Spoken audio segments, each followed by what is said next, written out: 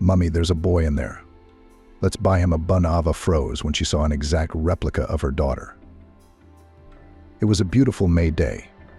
The scents of blooming lilacs and cherry blossoms were in the air.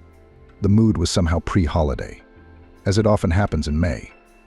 Ava was walking down a picturesque alley in the park, holding her 7-year-old daughter Anne tightly by the hand. A beautiful young woman in a light, elegant trouser suit, a pretty little girl. Her long brown hair falls freely on her shoulders in soft waves. Her light sundress emphasizes the natural swarthiness of her skin, and her face shines with huge eyes of an amazing turquoise shade. Anne resembles a beautiful doll. Ava often admires her daughter, and she's not the only one. Even now in the park, passers-by look at them. Anne has long been accustomed to these glances. Ava was even offered to make her daughter a model. They said that in this field the little girl is waiting for success, but the young mother refused. "Let the child have a childhood. We'll grow up, we'll decide what to do." Now the daughter is better to focus on games, knowledge of the world, study. Anne took the best from her parents, Ava and Andrew. People have often said that it would be good on one child of their couple not to stop, since such successful children turn out. Anne should have a brother. That's what those who didn't know Ava and Andrew's story said. And those who knew, they were much more tactful, of course, because they realized that the mention of a second child for Ava like a sharp knife. What she went through 7 years ago, not everyone can bear. But Ava had to. She had to pull herself together and get back to life. Anne pulled her through. The girl needed a healthy, sane mother. So Ava pulled through. Her daughter saved her, it turns out, and Andrew, of course. Now, looking at a happy young woman with a beautiful little daughter, no one would have thought that behind her shoulder she had a tragedy. Yeah, Ava didn't tell her new acquaintances the details. Why would she? Especially since it was still hard to remember the events of 7 years ago, but it was necessary to remember. "Mum, can I buy a doll with this money?" Anne wondered. "Could I buy a Lego set for the girls?" "We'll see," smiled at her enthusiastic daughter. Anne had recently had a birthday 7 years old. Friends and relatives had given her money, and now the two of them headed to the children's shop to choose gifts from the generous guests. How Anne was looking forward to this day, a day off, when her mum could take her to the supermarket. They also planned to go to an ice cream parlor. Her daughter's birthday, of course, was a huge celebration for Ava, but with a touch of sadness and longing. After all, this was the day everything happened, happiness and misfortune. Andrew, too, especially keenly experienced what had happened, precisely during the holiday of his beloved daughter. A memorable date, nothing to say. The couple had not talked about those events on Anne's birthday for several years, not like before. They both pretended to their daughter to be happy, showing only joyful emotions. Anne must have a holiday, and there was no need for her to know anything yet. Later, of course, they would tell her. But their girl would then be grown up, strong and clever. Not now. "Mum, can I go on that swing?" Anne pointed to the playground in the middle of the park. There were at least a few dozen kids frolicking there. Ava smiled again. She knew it, knew they'd have to stop. This was a place Anne could never pass by in peace. "Sure, go play. I'll wait for you here on the bench."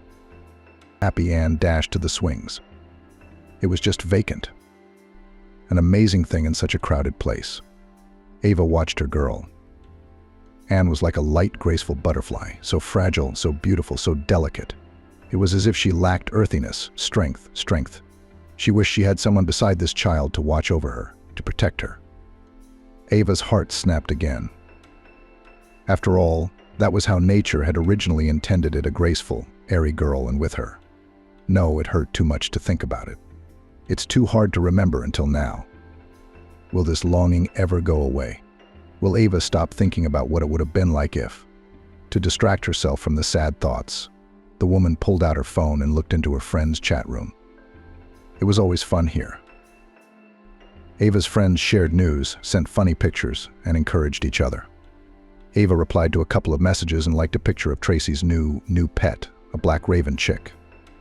The friend assured that they were the smartest birds in the world. They could even be taught to talk, which in fact Tracy and her son were trying to do. Tracy was always original. That's why Ava loved her.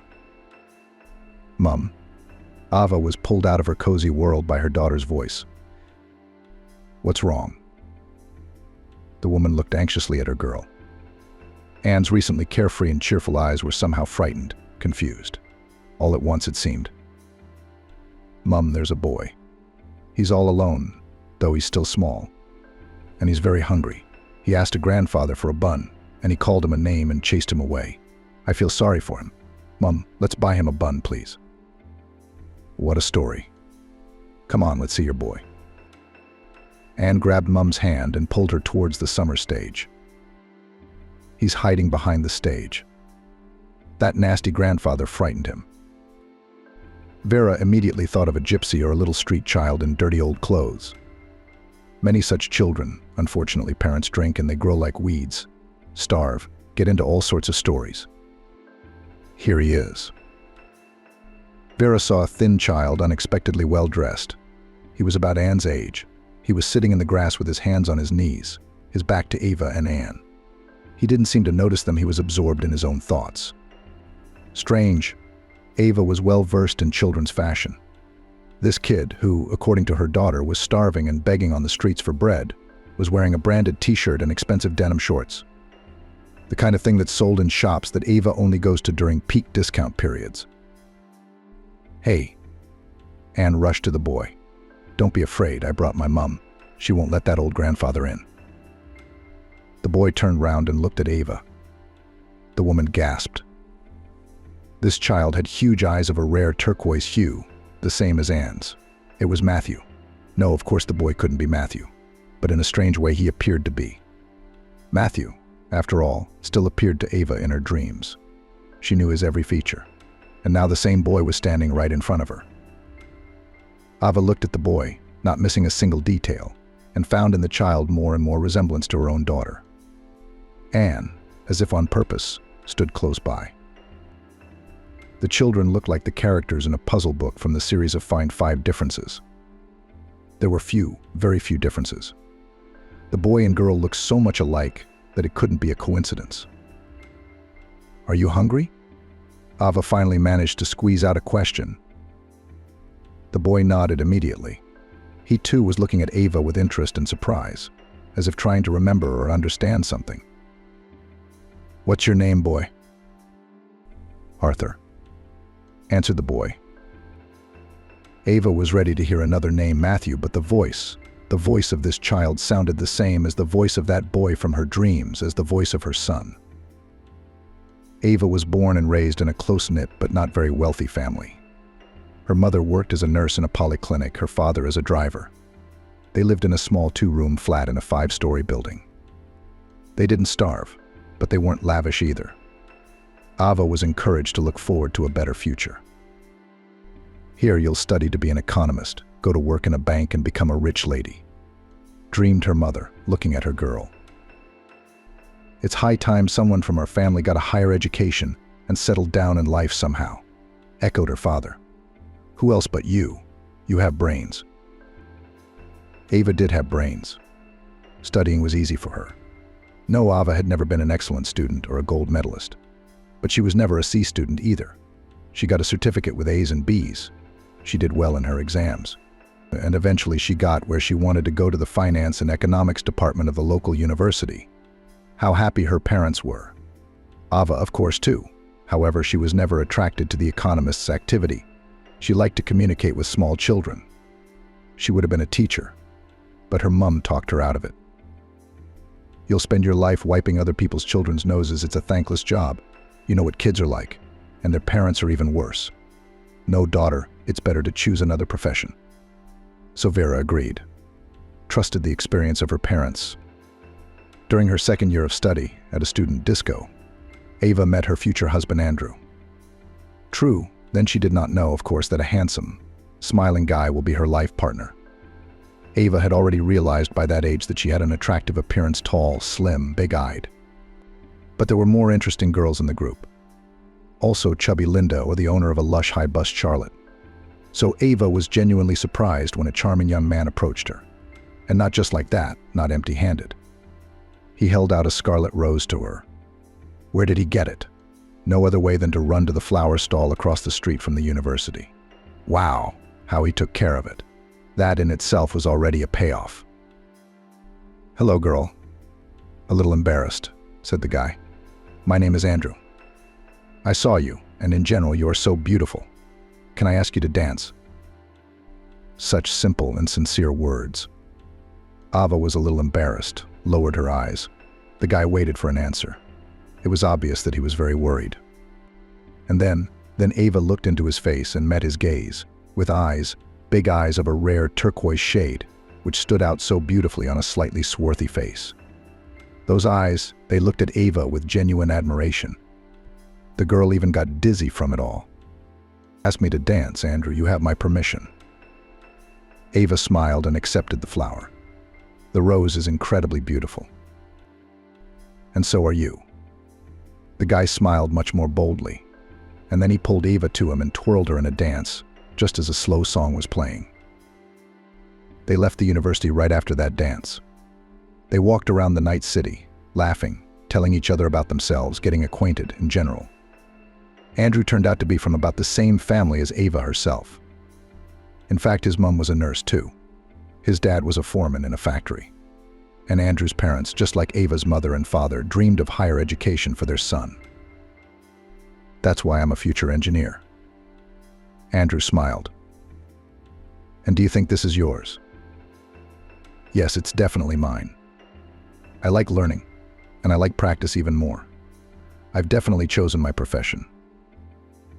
I don't think I have. Ava shook her head. She hadn't admitted that to anyone yet. I think I would love to be a childminder. I like children better than reports and figures. I can see that. You have kind eyes, Andrew said very seriously. And after these words, he pulled Ava to him and kissed her. Since then, they had not parted much. Ava felt that she had found her man a kindred, reliable, loving, and beloved man. They were easy and pleasant together. They understood each other from half a word, felt each other at a distance, even read each other's thoughts sometimes, so it seemed to Ava. Andrew introduced the virus to his parents. The girl's mother and father also met Andrew. The older generation approved of their heir's choices. Somehow everything was working out so well that one couldn't even believe it. Sometimes I could not believe it, and sometimes it seemed that it could not be otherwise. Anyway, in their third year, Andrew and Ava got married. The guy at that time was already working part-time at his father's factory, and sometimes he took night shifts. So there was money to rent a flat. We ate on scholarships. Andrew and Ava were not new to saving money and shrinking, so neither he nor she suffered much. It didn't stop them both from dreaming of a brighter future. Together, of course. What else could it be? One day they would finish university, get diplomas, get good jobs, build careers and become more wealthy, be able to afford a lot. Such were the plans of the newlyweds. With children, Ava and Andrew decided not to hurry. Both dreamed of a large family with at least 3 children. But this is not now. First, education, career. They need to get on their feet. They, adults, can eat pasta and sausages, and if there is not enough money, then kefir and baton will do. But a child needs a lot of things. Ava felt happy in their cozy nest with Andrew. Her beloved is near. He understands her like no one else, tries to fulfill her every wish. She also tries to make his life easier and more pleasant. Ahead of so many good things, interesting work, children, a long life together. The news of the pregnancy was a complete surprise for the newlyweds. They did not plan to become parents so early. Both of them were a little over 20, but it just happened. What are we going to do? Ava asked her husband, knowing perfectly well what he would say. She had no doubts about her life partner. What do you mean, what? To give birth, to raise, to love. Andrew smiled and hugged his young wife tightly, and then said in the voice of Matroskina the famous phrase from the cartoon, "I was already happy, and now I will be twice as happy." Pregnancy was not easy. In the early stages, Ava was tormented by toxicosis. She could not eat anything. Everything immediately came out. Ava, already fragile, became very thin. Andrew was worried about his wife, cooked specially for his favorite delicious dishes, but Ava could not look at them. Andrew was knocked down trying to please his beloved. But there is no use, Ava melted literally in front of his eyes. The husband accompanied his wife to every appointment at the antenatal clinic. "Come on, do not need," discouraged Ava, "what I do not come myself. You'd better rest. You have a shift in the evening, still have a report to prepare." Of course you can't get there on your own, you'll be blown away. Andrew joked. You're so thin, even a little drought will do. The doctor said it's not normal to have this much toxicity. Yes, pregnant women can vomit in the morning, but Ava, she couldn't eat anything but oranges and tangerines. The mum-to-be was admitted to hospital for a more thorough examination, and the cause of her ill health was found almost immediately. It turned out that Ava was pregnant with twins, a skinny young girl, and there are two at once. Consequently, the hormonal changes in the body and the load on it just colossal. Twins. Ava almost fell off the couch when the doctor told her the news. The first emotion was joy. The girl felt happy, as if she had won a prize in the lottery. She would have two children at once. What a miracle it is. Then came the fear of carrying twins. It must be hard. It's already so bad in the early stages. And then what about two babies at once? What if they cry with glee and Ava is alone with them at that moment? What do we do? And the money. They didn't want to have children so early because they don't have much money right now. And now they have two at once. So there will be more expenses. What do we do? But Andrew, who came to visit his wife and heard about the twins, just rejoiced, sincerely, without any fears or worries. We wanted a lot of children, and here we have two at once. We are good. Everything will work out. The future father even danced for joy right in the hospital lobby. People around him looked at him with a smile. Ava was infected by her husband's optimism. There was a clear understanding that together they could do it. Ava was prescribed vitamins and injected with hormones. Her condition improved. The mother-to-be was released home. Andrew now treated her like a crystal phase. Ava took full advantage of her position. She ordered her favorite meals, stopped bothering to clean. Well, when else would she get the chance to laze around? She wasn't scared anymore. Parents on both sides promised to help with the babies to let their mother and father finish their schooling. The grandparents had even planned holidays so that someone would be on hand at all times. The day when the sex of the babies was to be announced at the ultrasound was a celebration for the whole family. Both grandmothers-to-be Andrew and Ava came to the medical center in full force. The grandfathers were not allowed to leave work. However, only the young parents entered the office. The support group remained waiting outside the door. Ava and Andrew turned the tap so they could see their children. The mother and father-to-be gazed mesmerized at the tiny humans.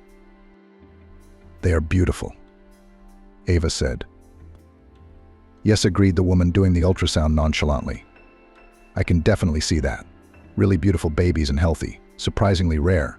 Nowadays, such are found without any abnormalities, as in the textbook everything. Andrew and Ava looked at each other. Their babies were healthy, and that was the main thing, of course, but they wanted to know the sex. And who is it?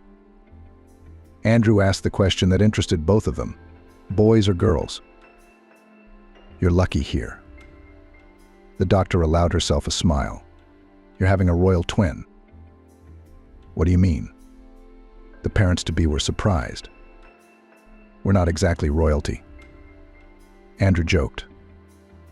Dancing mummy and daddy. You've got a boy and a girl, the complete package. Not everyone's so lucky. I have here, on the couch what dramas unfold when suddenly the wrong sex to my parents. You guys have something for everyone. Yay, Andrew exclaimed. His exclamation, of course, was heard by the grandmothers who were on duty outside the door. One of them, Ava's mum, cautiously peeked into the office.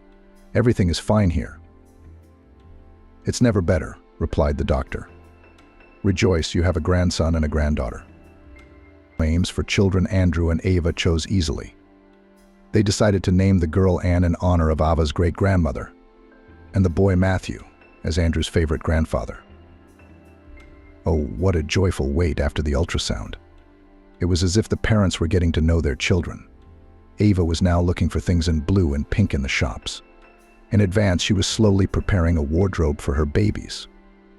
When someone asked who they were expecting, Ava proudly said that they were expecting a son and a daughter at once. People were surprised, congratulated, and smiled. The belly began to grow rapidly after that memorable ultrasound. Skinny Ava was a little heavy to carry such a heavy weight, but she did not complain after all. Twins, so it should be. Of course, two children weigh more than one. Andrew took an extra part-time job to save up for everything he needed for the children. So many things are needed, like clothes, cots, and prams for the twins.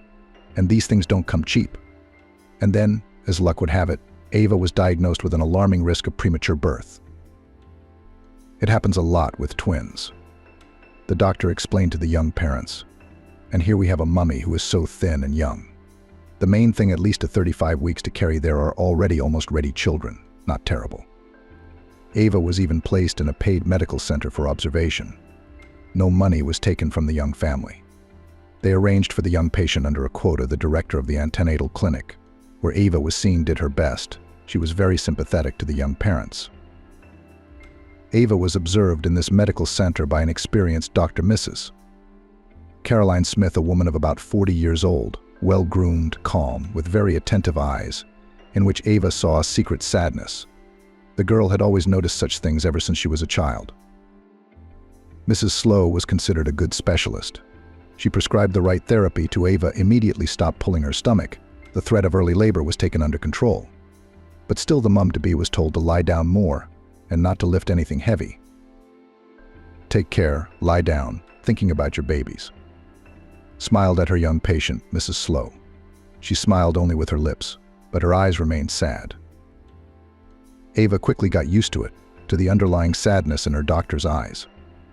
At first it seemed to her that she was worried about her, that something was wrong with Vera or her children. It was very frightening. Andrew appeared at the center almost every day, sharing news with Ava, showing her pictures of their flat. Ava was put on life support until she went into labor, which meant that the young father had to prepare the house for 2 new residents, and Andrew was doing a great job. Ava looked at the pictures of the nursery. How cozy it was, how beautiful. 2 cots against the wall, populated with beautiful bed linen, a chest of drawers with a changing table, a basket for dirty laundry in the form of a toy rabbit, and a nightlight, a projector of the starry sky. Andrew had thought of every little detail. It was so touching, so nice. I want to go home. Ava almost cried, looking at this beauty on the screen of her husband's smartphone. You don't have to. Smiled at him. Let everything happen at the right time. The babies aren't ready yet. So tired of lying here, every day the same. And I miss you. I promise we'll have lots of fun soon. Andrew laughed. Get some rest. You're right, smiled Ava. Andrew always managed to lighten the mood. But no matter how hard the doctors, led by Mrs. Smith, tried, no matter how careful they were, Ava went into labor early, very early. When Ava's water broke, suddenly she was very frightened. Her eyes even went black. She knew exactly what it meant. Now the labor could not be stopped, and the babies were still immature. They were not ready. Ava ran to the nurse's station in tears. They knew the situation of a young girl with twins. They immediately understood everything. They called the doctors. Luckily, Mrs. Smith was on duty. Ava was taken on a gurney to the hall. What's going to happen now? Ava was crying. You're going into labor now. It's all right. They're quite viable now. Just pull yourself together. There were hours of fear and pain. Then only pain remained. Ava was bending in half. Dark dots flashed in her eyes. She felt dizzy. She wished it would all be over soon. For a moment, Ava didn't even care what happened to her children, just as long as the infernal pain was gone. She missed having Andrew around. Mrs. Smith came into the room from time to time, examined Ava, praised her, urged her to be patient. At the same time, she was delivering a few more babies. The midwives were busy too. They were running from one woman in labor to another. Ava was afraid no one would be there when the time came. Every time Mrs. Smith, after a quick look at Ava, said that it wasn't soon, the opening was small and she had to be patient. Ava could not imagine that she would have to suffer for several more hours. She could not bear it. Finally, the pain became so unbearable that Ava could not contain her scream. At this sound, a tired midwife looked into the room, examined Ava, nodded in satisfaction, laid the exhausted patient on the couch, and ran after the doctor. Well, Mrs. Smith smiled as she arrived. Are we in labor? Now we have to work a little harder. Listen to me carefully and do as I say. Ava obeyed, doing everything Mrs. Smith told her to do. The doctor's calmness and confidence was very reassuring. Ava trusted her doctor completely. Mrs. Smith was there for her. That meant everything would go well. Ava didn't notice the moment when 2 more doctors appeared in the room. As it turned out later, they were neonatologists. After all, there were 2 premature babies to be born. They would need help immediately. The first to be born was Matthew Tiny, bright red, and immediately heralded his arrival into the world with a loud cry. "Good lad," smiled the midwife. "Amazing," said one of the neonatologists, examining the baby. "It's been a long time since I've seen such a sturdy baby, especially premature, a real giant." "Don't get excited too soon," Mrs. Smith shook her head. "It's only a small term, so don't jinx it. And you, Ava, come on. You've got a daughter to give birth to." Ava heard the words about her firstborn child. How he was born, big and strong. She heard his loud, demanding cry that he was all right, he was strong, and he would live. What happiness. Now a daughter. Anne was born after her older brother. She was much smaller than Matthew and not red, but purple. Ava waited for her son's cries to be joined by her daughter's cries, but Anne was silent. The neonatologists were working on her at a separate table. Mrs. Smith was attending to Ava. What was wrong with her? Why isn't she talking? The new mum tried to see the baby, but from her couch it was problematic. Is she alive? "We're taking the baby to the NICU." Sharply threw one of the neonatologists, wrapped the baby in a towel and ran out the door.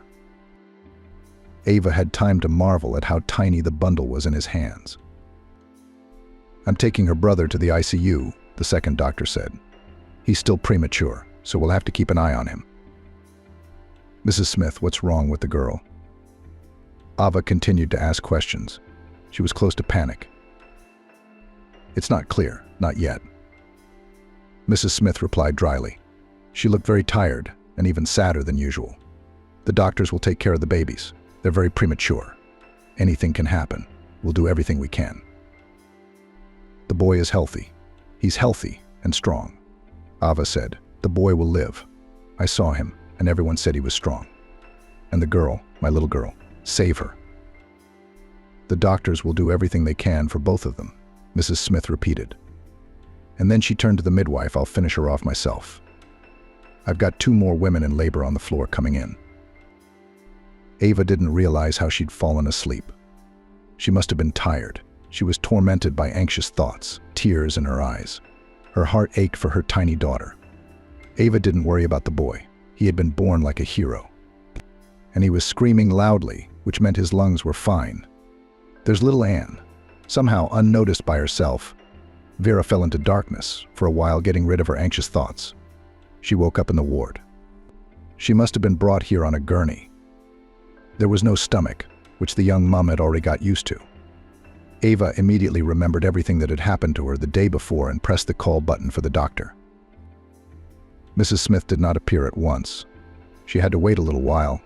She came into the room, sat down on the edge of Ava's bed, looked at her with a look that was so strange there was a lot in its sadness, sympathy, and guilt. Guilt too, it seemed. "What's wrong with my girl?" Ava asked immediately. She still didn't seem to have screamed. Did she survive? Elena Sergeyevna nodded. "The girl was born very weak. She is in intensive care, now on ventilator. The prognosis is good." Ava exhaled. Anne had made it, so everything was going to be all right. It'll take some time to heal, but it's manageable. "There's the trouble with your lard," said Mrs. Smith. "What's the matter with him?" It was all right. Ava hadn't expected to hear such a thing. He was all right at first. A premature baby is always a surprise. You don't know what to expect from them. The baby stopped breathing.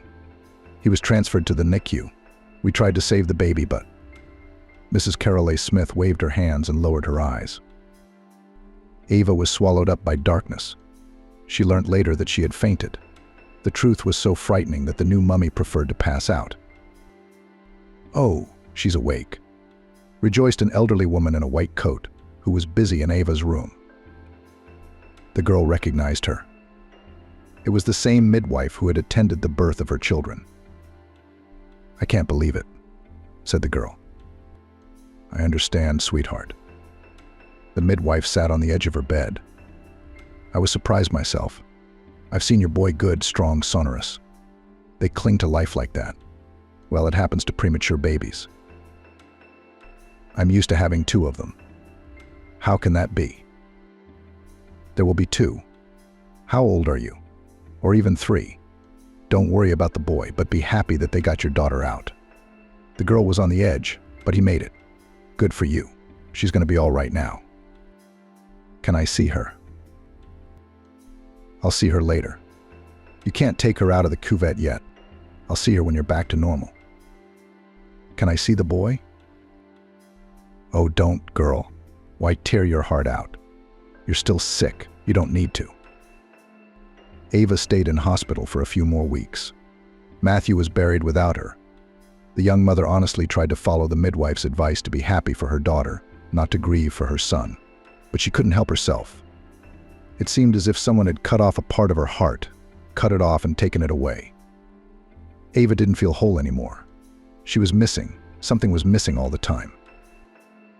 Anne was recovering quickly, gaining weight well. Soon mother and daughter were already transferred to the same ward. Caring for the baby, the closeness of the baby, all this, of course, calmed. Ava even began to smile.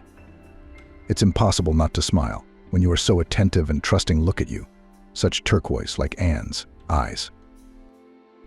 And Matthew was buried without Ava.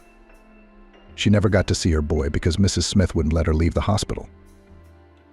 "You can't, you're so weak, you must be under medical supervision. What if you have a hemorrhage or something?" "I won't sign the authorization, don't even ask. Think of your daughter." Ava didn't want to imagine how her husband was coping with grief. He had single-handedly organized the funeral, removed an extra cot from the nursery, hastily sold the pram for the twins that he had recently struggled to get. Of course, it was hard for him, very hard. But he was bracing himself for his wife. And Matthew, he dreamt of Ava the first night after the tragedy. The woman recognized him immediately, even though she only had time to see her son in the hall. A beautiful baby with wonderful round cheeks and very intelligent eyes. Of course, bright turquoise, like his father's and sister's. Then there was the discharge celebration, no matter what. There were flowers and balloons and pictures. The smiles of relatives were present too. The relatives, obviously, were bracing themselves as best they could and trying not to show their true feelings. Ava tried not to think about the fact that there should have been 2 children, 2 flowers, not 1. It wasn't working out so well. Time passed and Anne grew up. Grandparents on both sides did help a lot with their granddaughter. The young parents went to school, got their degrees. Then they got jobs. Ava was hired as an accountant at a travel agency, Andrew as an engineer at the same factory where his father worked and where he worked part-time as a student. At first the salaries were not very high, but then things got better. Andrew was appointed head of the engineering department. Soon the family was able to buy their own flat, albeit with a mortgage, but still. It was a spacious 3-bedroom in the city center. "We'll have more children. We need a lot of space." Andrew was smiling, and Ava, she was silent. She was always quiet now. When Andrew talked about children, they no longer had the complete understanding they used to have. The couple experienced the tragedy in different ways. Andrew had come to terms with the passage of time, almost recovered from his grief. No, he did not forget about Matthew, no, but he dreamed of other children, new ones, looked to the future. Ava was afraid, very afraid of a repeat. Also, she dreamed about Matthew often, almost every night. What was most surprising was that he didn't stay a baby. He wasn't the baby Ava had glimpsed in those dreams the first, and only time she'd seen him know Matthew was growing up and changing with his little sister. When Anne was 3, he was a serious, inquisitive little boy, dark-eyed, with bright, big eyes and a cap of brown, slightly curly hair. When Anne turned 5, Matthew went from a toddler to a tall, thin boy, wiry and mischievous. Ava told Andrew about her dreams at first. And not only Andrew, but her parents, friends, colleagues. She shared her strange visions with many people. But people, they reacted the same way. "Don't tear your heart out. Let him go," her mother urged her. "Ava, come on, let's move on," Andrew pleaded. Listen, you can go crazy like this. Emma, her best friend, shook her head anxiously. And no one understood, no one could realize that these dreams did not make Ava worse. On the contrary, when Vera sees the boy, she feels warm at heart. From somewhere, Ava was sure that this child had some kind of life of his own, pleasant, apparently full, bright. These thoughts, they made her feel better. And now, behind this summer scene, in the tall grass, Ava saw the boy from her dreams alive. Anne held his hand, stroked his shoulder encouragingly, and he stood so thin, so elastic, like a taut string. It seemed as if one careless movement, and the boy would run away. Ava had no doubt that he could run fast. Anne looked so natural and organic next to him. She seemed to be the missing piece. A fragile, beautiful girl and a strong and also very handsome boy. A complete set of royal twin. The little chap's name was Arthur, not Matthew. "So, Arthur, are you hungry?" Ava asked. "Yes, to be honest. Mum's going to get us some buns." Anne turned to him. And then her eyes lit up with a new idea. "Can you take us to a cafe, the two of us? I don't want presents. Let's take Arthur to a cafe with the money." "What? That's a great idea." Ava agreed. She thought that in a cafe, in a relaxed atmosphere, the child would relax, calm down, and tell more about himself. The woman didn't believe it was just a coincidence. Strangers couldn't be as similar to each other as Arthur and Anne. "Caroline, there's a shipment coming in from the warehouse. Stay on the receiving end." Caroline sighed, regretfully tossed her cigarette into the bin, and hurried into the sales room. She'd been working here as a shop assistant for almost a year now. The work is exhausting, thankless. Then the customer is rude, will be caught. Then in the cash register shortage will come out. And the pay is miserable. Caroline always dreamed of being a doctor, to save lives, to make people healthy. She went to her dream for a long time, first school with honors, then 7 long years in the medical school, and finally the diploma as a physical embodiment of hopes and plans. Caroline chose obstetrics and gynecology as her specialty. She interned at a maternity hospital, there and caught fire with this profession. It is a wonderful miracle to meet new lives. At the moment when you realize that everything has ended well, you just feel inexpressible feelings, as if it becomes brighter around, as if wings grow behind your back. It's always like that.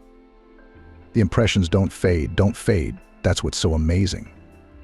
Caroline loved that feeling, loved seeing the tears of joy in the eyes of new mothers, hearing the first triumphant cry of a new person who had come into the world.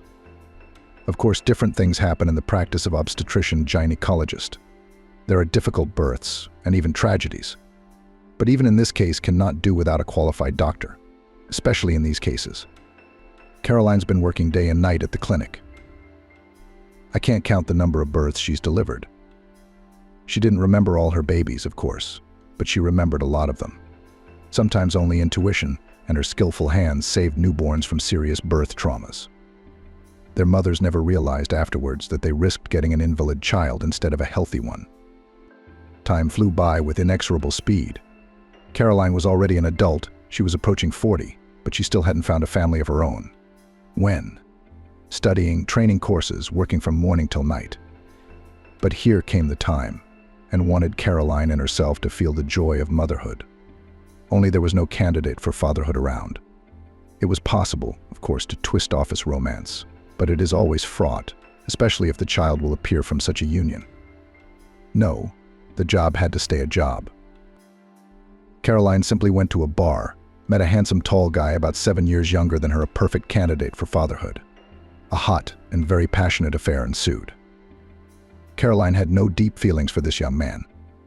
She only wanted a child. But the desired pregnancy did not come. Caroline realized that she needed to have a checkup. She'd never thought before that there might be something wrong with her. But the tests clearly showed there were problems, and serious ones. The diagnosis practically ruled out natural motherhood. Then Caroline decided to go for IVF with donor biomaterial. It was even better, her child will have only her. The father is unknown. No one would lay claim to the baby. It didn't work the first time. It took a few tries.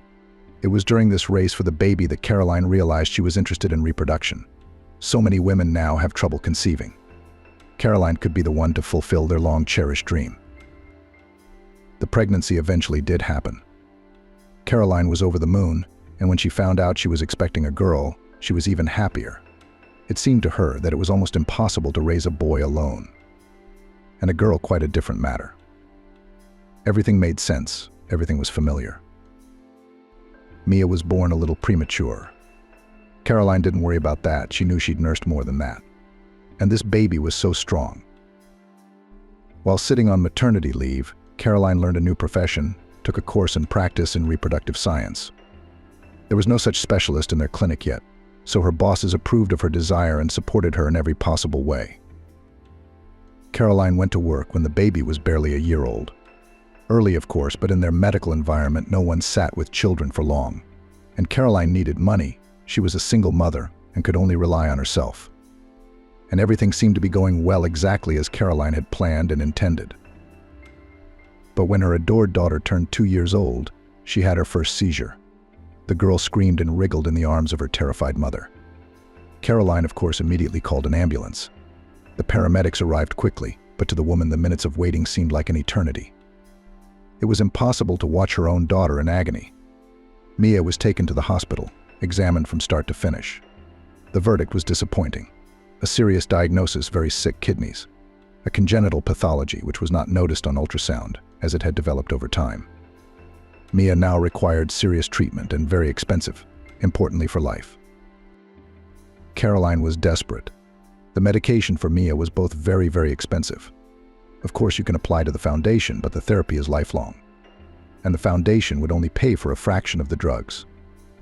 The lion's share of the cost would be on her shoulders anyway. And that's where Caroline's new profession came in handy. It turned out that reproductive medicine was a very lucrative business, and additional bonuses can be received if you act skillfully. For example, to scare the patient, dreaming for many years about a child's complications, and take money from her for the allegedly necessary treatment. Caroline took a risk, a big risk, because she could be exposed at any moment. But time and time again she'd done it for her daughter, for Mia.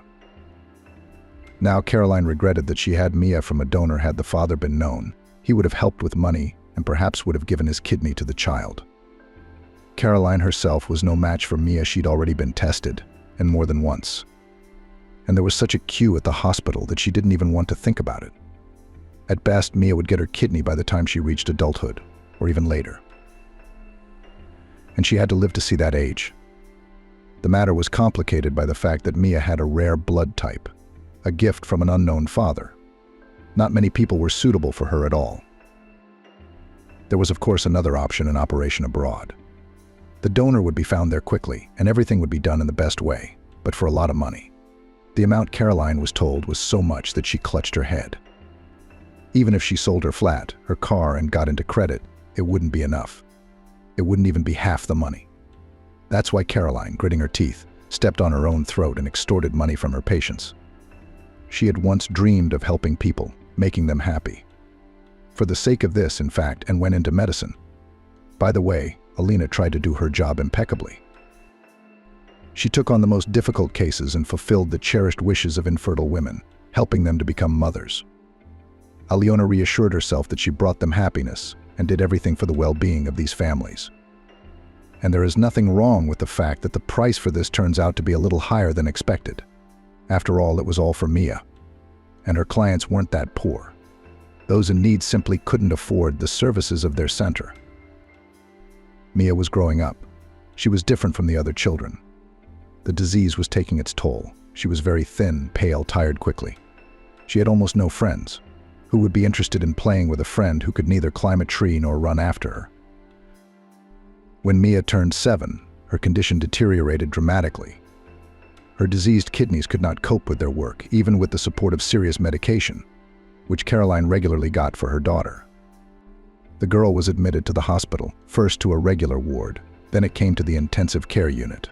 Alina was not herself. All thoughts only about her daughter. Her heart was not in place, but she had to do her work. She couldn't lose her income, because now Mia needed even more expensive medicines. Your daughter can only be saved by surgery. Mia's doctor said, it's either surgery or a miracle. You're my colleague, you know miracles happen. Caroline nodded. She had witnessed miracles more than once. A pregnancy in a seemingly hopeless case, or a baby who had been born breathless came to life under the hands of a neonatologist. But it was rare, and Caroline could not hope for a miracle when it was an only child. She had a chance to save Mia.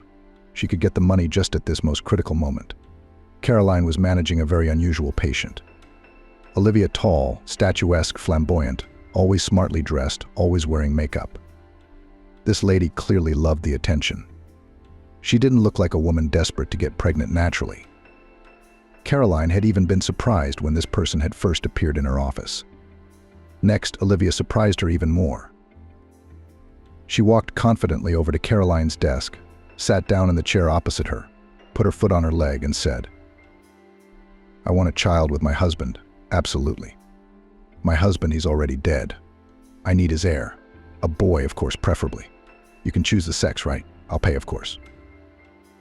Caroline thought that Olivia had loved her husband so much that she wanted to leave a child as a memento of him, to see in the baby the features of her favorite person. That's why she asked for a boy. Usually boys are more like their fathers. Caroline thought she was a bad judge of character. At first sight, Olivia seemed self-loving, unpleasant, even repulsive, but she was capable of such feelings. Only when the conversation resumed, it became clear that the matter is different. Olivia wants to give birth from her husband, not out of ardent feelings for the departed spouse. It turns out that the child is just a way to get the inheritance. All the property of Olivia's husband was written down on his mother, so the man seemed safer. Why? Olivia didn't look into it. Something to do with competitors, taxes, and the like. Her mother-in-law considered Olivia a complete stranger. She never liked her daughter-in-law at all. And then the woman lied to her mother-in-law that she was expecting a child from her son, the heir. The old woman immediately swam. Olivia smirked unpleasantly. She even called her daughter, happy that her son would leave someone on earth. And she said that as soon as her grandson was born, she'd sign everything over to me and the little one. But the problem is that I'm not pregnant. That's why I'm here. Why don't you just conceive naturally and then present the baby to your mother-in-law? What if it doesn't look like your husband? And who knows, she's clever. She'll do a DNA test, she'll do it. No, I want IVF. While my husband was ill, they took biomaterial from him before the treatment. So I've got everything. I really will have my husband's baby after he's dead. As creepy as that sounds. Yeah, it did sound creepy. Caroline thought about it. She didn't want to take the case, but Olivia, she offered her a handsome reward if everything worked out. And the money? Caroline really needed it for Mia. So she took it. Olivia didn't get pregnant until the third attempt. It was her last chance. Caroline was terrified that the embryo wouldn't survive and Olivia's money would be gone, and there were no more embryos. But the third attempt was successful. The pregnancy came. But Olivia didn't want to follow the doctor's recommendations. Caroline thought the woman hated the baby inside her. He restricted her in the things she enjoyed so much: expensive booze, traveling, parties. I feel like a bloated barrel. She complained to Caroline. I can't wait till he's born. I'm fed up. Caroline was silent. Olivia annoyed her, disliked her. With her constant whining and, of course, her attitude toward the baby she carried under her heart. Caroline hadn't noticed Olivia's love for the baby, her concern for him, all the things that expectant mothers usually felt for their children. No, Olivia only saw her son as a source of income. This little man was just a means to an end. And that was scary. But of course Caroline didn't show her feelings to the golden patient, smiling politely at Olivia, showing friendliness and interest. Too much was at stake. If Olivia delivered the baby, if she carried this pregnancy to term, Caroline would get money, a lot of money. Mia could have surgery. The foundation had raised part of the money for the girl's treatment. But it's not closed yet, and Olivia's fee, it'll cover the shortfall. Mia will be healthy. For the sake of this, Caroline is ready to endure everything, not like the whims of an unpleasant patient. Olivia's pregnancy wasn't going too well. Not surprising with that attitude. Caroline tried to put her patient in the right frame of mind, but the woman still had no warm feelings for the baby inside her. And children, even so small, they understand everything, feel everything. Caroline had seen it many times in her practice. Here, complete indifference to her son as a person, as a person, as a native child. Olivia had never loved her husband. Caroline realized this quickly. She had to communicate with Olivia a lot. The woman shared details of her life with the attending physician. The husband was disgusting to Jean. She was almost glad when he was gone. She dreamed of finally living a human life the way she wanted, on her late husband's money, of course. And here is such a surprise. All on his mother is written down, on the mother-in-law, who, of course, unlike her son, perfectly saw the attitude of daughter-in-law to her spouse and understood everything. And here the mother-in-law put forward a condition: there will be a grandson, there will be money, for the sake of the inheritance, and suffered Olivia. First toxicosis, then pulling pains in the abdomen, falling off her back. She didn't need the baby herself, but without it, she couldn't be rich. The last ultrasound was very unpleasant for Caroline. Everything pointed to a possible premature labor. Olivia lay on the couch and, as usual, complained about fate in general, and this traumatic situation for her in particular. The woman was very sorry for herself, making herself look like a heroine. Aliona listened half-heartedly. At first this whining was annoying, well, as usual, then it didn't bother her. Caroline realized that the situation was very unpleasant. The pregnancy was in jeopardy. Tell you what, Olivia, you're going to have to stay in the hospital for a while for observation. You're going to need to get some fluids, and you're not going to want to be moving around right now. You need to lie down. How? Olivia marveled. What hospital? I'm meeting some friends at a restaurant tonight. It's Zoe's birthday, and there's going to be some big-name artists performing. They didn't tell us which ones. It's a surprise. You're in danger of going into premature labor. And the baby, it's still immature. His lungs aren't formed, and he's a little behind his due date due to hypoxia. No, you can't leave here. Olivia complained for a long time about her fate and even scolded the child, who seemed to have deliberately set her up for such a mess. Caroline, she could barely contain herself. No, she couldn't mess things up with Olivia. She might not give her the reward she'd agreed to. They had an unofficial contract for keeping secrets and cheating with the pregnancy terms. Caroline was entitled to a substantial bonus. The woman was taking a risk, of course, but she knew what it was for. Spoil it all because of her emotions? No, no way. After all, she was a professional. Caroline's next shift was a few days after Olivia had been admitted to the hospital. The patient was frankly bored, complaining more and more about feeling unwell and not being in the mood. Caroline traditionally calmed the cranky madam and tried to cheer her up. All she had to do was remind Olivia more often of the true purpose of her torment. In fact, when you think about it, they both had the same goal: money. No matter how hard Caroline tried to prolong Olivia's pregnancy, it didn't work. She went into labor at a critically early stage. The experienced doctor was well aware that the baby, and even in such a state, most likely will not be saved. And it is impossible to stop labor activity after the withdrawal of water. Goodbye the dream of surgery for Mia. It was all for nothing. The hours of Olivia's exhortations, the malaise with documents, and the colossal work to save this precious pregnancy. Anger and despair. Those were exactly the feelings Caroline was experiencing as she walked up to Olivia in the hall. Seeing the cranky patient in her pitiful state, Caroline, for the first time in ages, felt pity for her. Pain, savage pain, now twisting the laboring woman in half. And yet, most likely, all this effort was in vain. Olivia's baby isn't likely to survive. It was better Olivia didn't know that yet. Caroline examined Olivia, calmly telling her what to do and how to behave. The woman, oddly enough, obeyed obediently. Caroline watched her plans and hopes crumble. Tears came to her eyes. How else to help her daughter? What to do? Where else would the money come from? Mia had another attack the other day, right in the intensive care unit, on heavy medication. The medication wasn't working anymore.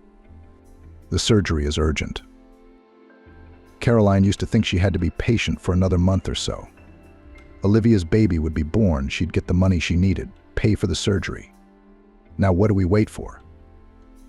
A miracle, like Dr. Mia said. Are you crying? Olivia wondered. That question brought Caroline back to reality. Yes, she had tears in her eyes. What's wrong? Olivia continued to worry. Did something happen? Something to my baby or to me? Jean, as usual, was surprisingly selfish. It seemed to her that the whole world revolved around her. No, you imagined it. Caroline shook her head negatively. I didn't sleep well, just today. But don't worry, I'll do everything I can to make sure you and your baby are okay. Of course you will. It's in your best interest. Olivia grinned. It was a short interval between contractions when she felt no pain. A midwife flew into the room. Mrs. Smith, there's a girl in labor too, the one with the twins. Get Sally to work on her, you see, I'm in labor here. But yours won't be due for a while yet. Reasoned the midwife, it's already starting. Sally can't get out of it now either. Olivia, you're really still a little bit dilated. Caroline turned to her golden patient. I have to go away. As soon as I'm free, I'll come straight to you. In the second room, things were indeed nearing their final stages. A very young mum and twins all at once. So fragile, thin. And how did she carry her babies to term with such a slim build? I wouldn't think of giving birth at 40 weeks, as it should be, much less twins. Mrs. Smith was the first to deliver the boy. She had a specialist's eye. The experienced doctor immediately noticed that the boy was born healthy. Correct build, good skin color, sonorous voice, premature but strong and sturdy. Not only would he survive, he would be a very handsome and athletic boy, perhaps even a champion. Caroline couldn't help smiling as she looked at this quality baby. Suddenly a thought struck her. This baby is premature. And so was Olivia's son. Both boys. If something happened to Olivia's baby in labor, which was very likely, they could just switch babies. No one would notice. No one would even think anything was wrong. The midwives and neonatologists began to praise the baby at length. Caroline stopped them in case she had to carry out the plan she had just formed in her head. The doctor wouldn't let her show her son to his mother, the skinny girl who was now lying on the couch. Because that's what mothers are like. She might recognize him later, seeing him casually in Olivia's arms. No, she'd better not. She'll enjoy her son later. Mrs. Smith said sternly. She's got to work hard to have another child. A girl was born after the boy. She was much weaker, but had a good chance of life. Caroline realized it straight away. The girl was taken to intensive care, the boy to intensive care. The young woman in labor herself had conveniently fallen asleep. Stress, pain, shock, blood loss, all of it. She'll be fine too. After the second room was finished, Caroline hurried to Olivia's room. And just in time, she was in labor. Caroline prayed to herself that Olivia's son would be strong enough. Ultrasounds can be wrong, and often enough. Of course, Caroline didn't want to switch babies at all. Not only was it a serious crime, not only could she easily go to jail if it all came to light, but it was morally difficult. How do you live with the knowledge that you've done something like this? Olivia's baby was born very weak, blue skin tone, oedema. It's a good thing he put on weight. Caroline noted that Olivia's son weighed about the same as a twin boy. That's a very good match. It meant fewer questions and suspicions from the staff. Caroline could see that the child was unlikely to make it, too weak, as if he didn't want to stay in this world. No wonder. The poor baby understood everything from the beginning. He knew that his mother didn't need him on her own. No one else wanted him. Caroline carefully wrapped the baby in nappies. I'm taking him to the NICU, the neonatologist said and held out his hands to the baby. Caroline shook her head in denial. I'll take care of him myself. You two go to labor room 3. There's a woman about to give birth. The last ultrasound showed an abnormality in the fetus. You're needed there. What's wrong with him? An exhausted Olivia propped herself up on her elbow on the couch. Why isn't he screaming? Is he dead? He's alive, Caroline answered uncertainly, but he's very weak. Pull him out, Olivia shouted. Save this boy, or you'll never get your money and you'll never get me. I don't want it to be for nothing. Such agony. Caroline nodded. She realized only now that she'd made a mistake. Wrong to mistake the baby for a living one. It had already been born not alive, but Olivia couldn't know that. No way. From there, Caroline went on autopilot. All the staff were busy that day. Luckily, there were several births going on at once at the medical center. Caroline flew with Olivia's baby into the ICU, took the twin baby out of the cuvette, put Olivia's quiet and already cold boy in his place. Then, with a pounding heart, she rushed to the NICU. She placed a baby in an empty cuvette who in fact did not need such therapy. Ironically, the baby ended up next to his little sister. A girl and a boy, they looked so much alike. To the layman, all babies look alike. To Caroline, she saw the babies very differently. The woman remarked that these brother and sister would be beautiful and very, very similar to each other, like two drops of water. It could be a wonderful family. But it turns out that in the intensive care ward, the babies will be next to each other for the first and probably the last time, and then they will go to different families. Ava, a young woman in labor, quite expectedly became hysterical when she heard about what had happened to her son. She wailed, sobbed, screamed that she couldn't believe it. Caroline soothed her, the woman's heart bleeding as she watched this girl suffer. But the doctor reassured herself, Ava, she was still quite young. She would have a son and a daughter in time, a little later if she wanted to. And for her, this is her last chance to cure her daughter. Mia has no other options. The staff didn't notice the switch. They were surprised that a seemingly strong baby didn't survive. But that's not uncommon with premature babies. But they were happy for Olivia's baby, because everyone could see that the boy was practically dead. Look at that. He made it. He survived. This has also happened many times in the walls of the medical center. Olivia looked like a winner. We did it, she cheered.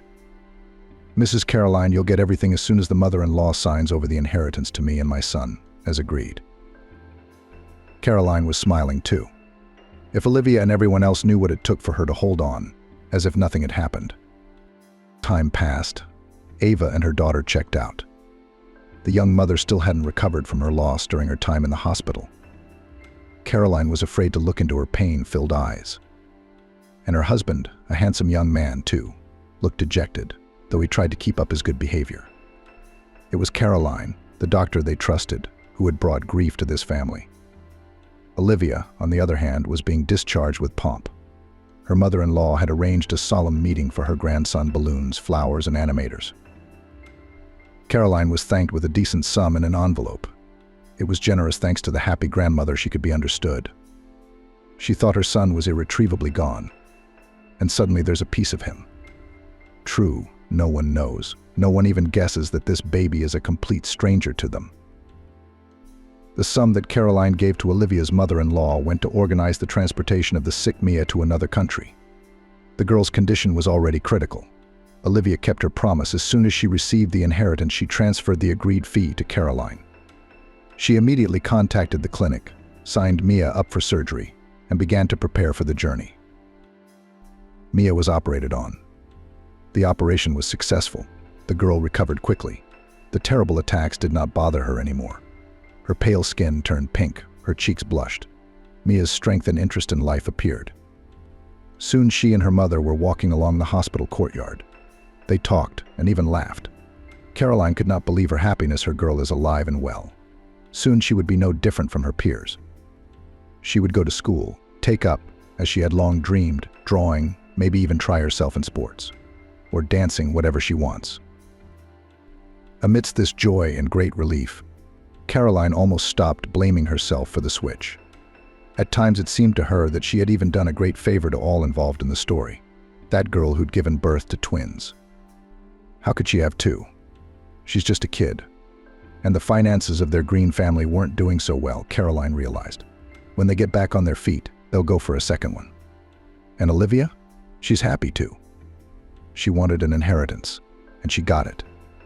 And a healthy, handsome son to boot. Her mother-in-law, she's like a reborn woman. She loves her grandson, and who cares if he's not her own? The main thing is that everyone's happy. The boy himself is also a winner. He got into a rich family. Olivia gives him so much toys, traveling, development like a cheese and butter. Would he have got that in his own family? Caroline doubted it. What could poor students give this kid? But there were times when the woman hated herself for what she had done. All these years she was tormented by guilt, and even the sight of her own, healthy daughter didn't always save the situation. Although Caroline was quite aware that she would have done the same thing if she had turned back the clock. And then, Almost 6 years after that incident, everything had come to light, accidentally. Olivia's mother-in-law decided to test the family with an innovative hematology test. This is when it was discovered that her own grandson, whom she had loved more than life all these years, had a blood type that he could not possibly have. This aroused suspicion, and the mother-in-law insisted on a DNA test. So, the case did not become a high-profile case only because Olivia's powerful mother-in-law did not want to make a fuss. But she did punish everyone involved. Caroline was fired from the medical center, stripped of her right to practice medicine. Well, the woman even found it fair. She herself had thought many times about whether she had the right to continue working in such a place after what she had done. Olivia was left with nothing either. No, her mother-in-law wouldn't take the house and car away from her. But Olivia lost her monthly remittances and some of her property. She was left, as she put it, with someone else's child, with no means of livelihood. Well, that's a bit of a stretch. Caroline and Mia were destitute. Olivia had a lot of things, but she was used to a life without limits, without prices. What, now she'd have to get a job or look for a new rich guy? On the other hand, who needs her now? The age is not young already, and the child in hand. And not even her own, as it turned out. Caroline didn't know how Olivia had solved her problems. Was she able to accept the fact that she was raising someone else's son? Did she find a new source of income? Caroline chose to shut herself out of the story. She took a job as a shop clerk, made new friends, almost stopped sleeping. The only light in the window for her was still her daughter Mia. Yeah, they're struggling financially. Caroline's in moral distress, too. But at least Mia was alive and well, with a future, and no more of these terrible attacks. Sometimes Caroline wanted to call Olivia to find out how she was doing, how her son was doing, but every time she stopped herself. Firstly, Olivia was understandably angry with her, and maybe she should have told her the truth, back in the delivery room. Though perhaps Olivia herself would have approved of Caroline's plan. It was even more likely that the woman wanted to get her hands on the inheritance by any means necessary. But knowing that this child is not the mother-in-law's own, would not have allowed such a situation with a hematological test. Secondly, Caroline was afraid to learn from Olivia the truth about the boy's fate. What if he wasn't doing well? To worry about that and feel bad about it? No. So Caroline's heart is too heavy. She has to take care of herself for her daughter, for Mia, everything for her. Ava, Anne, and Arthur were sitting in the cafe. The boys were talking, smiling at each other and chattering their feet in almost unison. Ava was more and more struck by their resemblance and the invisible connection that was clearly present between them. Finally, the woman decided it was time to ask the boy some questions to clear things up. Arthur, where are your parents? I only have my mum. The boy immediately turned gloomy. But she doesn't love me. Ava's heart squeezed with pity for the child. How much confidence and pain was there in his words? I don't know why she doesn't. I'm trying so hard and I swam the best for her. I got first place and I get straight A's from school. They praise me, but she doesn't care. And now she's decided to put me in an orphanage. What do you mean? Ava was surprised. Just like that. She thought I hadn't heard anything. But I heard her talking to them on the phone. They were supposed to come and get me. That's why I ran away. So you ran away from home? Yeah, so they wouldn't put me in an orphanage. I know it's bad there. Everyone fights the carer's hit. I've seen it in films and cartoons. I don't want to go there. I don't want to be beaten. Wait, Ava tried to calm the child down. Why did you think that you would be sent to an orphanage? You must have misunderstood. Mom never loved me. Arthur repeated stubbornly, staring at one point. I even think sometimes that I'm not her own. Why do you think that? She and I don't look anything alike, and I don't look like Dad. I've seen pictures of him. Well, they love their own children. I'm not. Ava wanted to hug that poor boy. There was so much pain in his voice, so much resentment, so much misunderstanding. And recently my grandmother has fallen out of love with me. I don't know why. She used to come to me all the time, give me presents, take me with her. We used to go out, travel, and then she just cut me off. It's weird. Anne came into the conversation. That's weird, Ava confirmed. Was this boy telling the truth, or was he lying to gain her trust? Ava knew that many children who occasionally run away from home have a rich imagination and gift of persuasion. Could Arthur be like that? He'd press for pity, get fed, and then fly away like a breeze. He's the only one they've ever seen. When he's hungry, he'll find another couple, a mom and a kid, and he'll noodle on their ears. Well, what about this incredible resemblance? What about the dreams? Or maybe Ava's wishful thinking? Still can't get over Matthew's death, so she sees her son in any boy who looks like him, presumably similar. Ava didn't get a good look at her firstborn then. We need more information. Arthur, what are you going to do next? Ava asked. You can't just wander around like this all the time. What about school? And then, you have to sleep somewhere, eat something. Maybe I should take you to your mom. I'll explain everything to her. She won't swear, I promise. Mom's probably worried by now. Not her. The boy tensed up. It seemed that just a little bit more, and he would run away. She'll put me in an orphanage. I've heard that she thought I was still young. I don't understand anything. Mom has arranged with a doctor she knows to have me diagnosed as abnormal, and then she'll send me to a special orphanage for such abnormal people. I don't want to go there. I'm scared. Tears came to the boy's eyes. It was obvious that he was very confused, frightened, and really did not know how to be in this situation. It's horrible. Ava involuntarily grabbed her heart. The little child's words made her chest grow cold. Isn't there any adult you can trust? There isn't. I used to think Grandma was such an adult, but she and Mom had a big fight, and now Grandma doesn't even want to see me. I don't know why. I'm not the one who fought with her. Maybe my mom told her I was crazy. She believed it. What about neighbors, acquaintances, teachers, coaches? You think they'd believe me? Arthur grinned bitterly in a very mature, bitter way. Ava realized that the boy was right. She had a hard time believing him because he did tell some unbelievable stories. If it weren't for the boy's resemblance to Anne, and most importantly, if it weren't for the dreams she had in which she saw her son, who looked exactly like Arthur, one and the same, Ava would have taken the child to the police long ago so that the law could find his mother. Listen, Anne and I are going to the toy shop. Come with us. We'll get you something if you want it.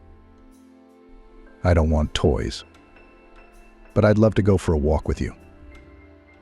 Ava took Arthur in Anne's hands and walked with them through the park. At that moment, she felt completely happy and peaceful. The woman had forgotten that she could feel like this. Arthur, he was native and close, very understandable. Ava could read his thoughts, understand what he was feeling, just like with Anne. Amazing. Ava talked to the children and they laughed a lot, joked around. People looked at them with a smile. It must have been nice to see such a happy trio. Of course, Ava was thinking about what to do next. Something has to be decided. Arthur was in danger, but she still couldn't think of a way out, and so for now she just enjoyed the company of the two children. Ava decided that after the walk Arthur would go to their house.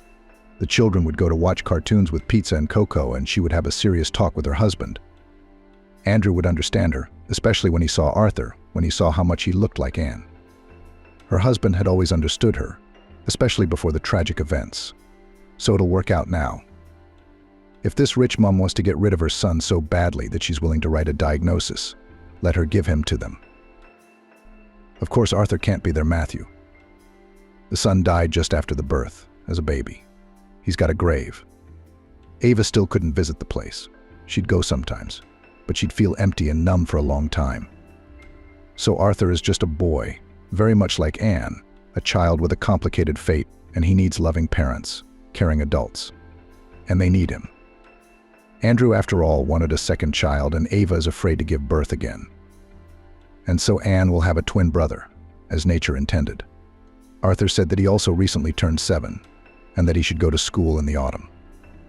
So they'll go together. They'll sit at the same desk. Relatives, friends might not understand. Well, why should he and Andrew care? They'll have a son. That thought filled her with energy and joy. Only, of course, Ava realized that it was unlikely that everything would be so easy for them. It was Arthur's mum. Maybe she wasn't going to give the boy to an orphanage for sick children. Maybe the kid just misunderstood. Yeah, even if all this is true, how do you go to the boy's mum and start a conversation? Hello. You hear son, unnecessary and unloved, diagnosed, and shove him into an orphanage. Alex.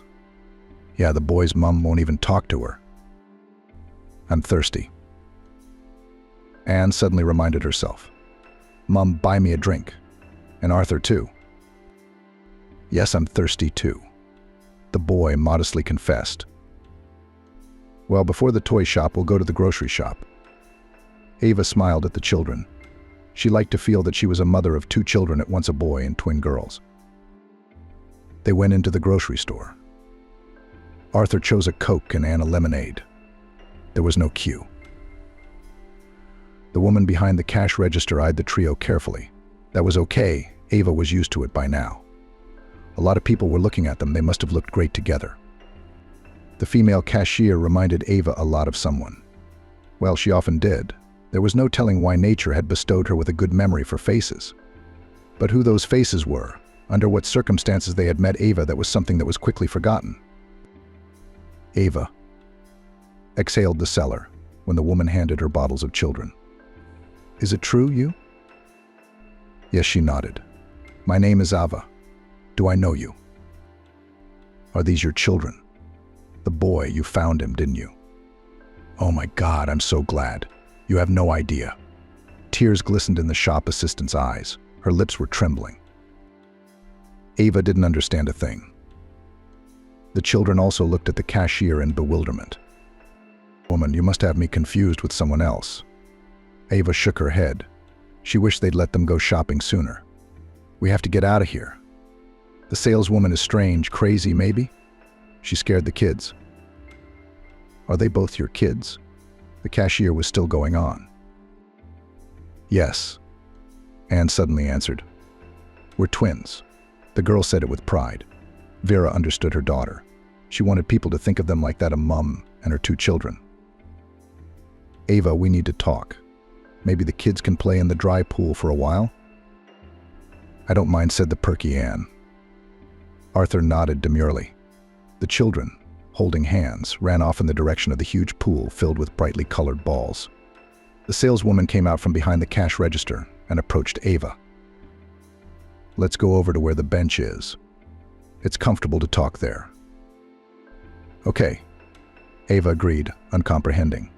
A cold, clammy fear rumbled in her stomach. For some reason, the woman cashier was unpleasant, although she had a very attractive appearance and spoke in a friendly manner. You didn't recognize me.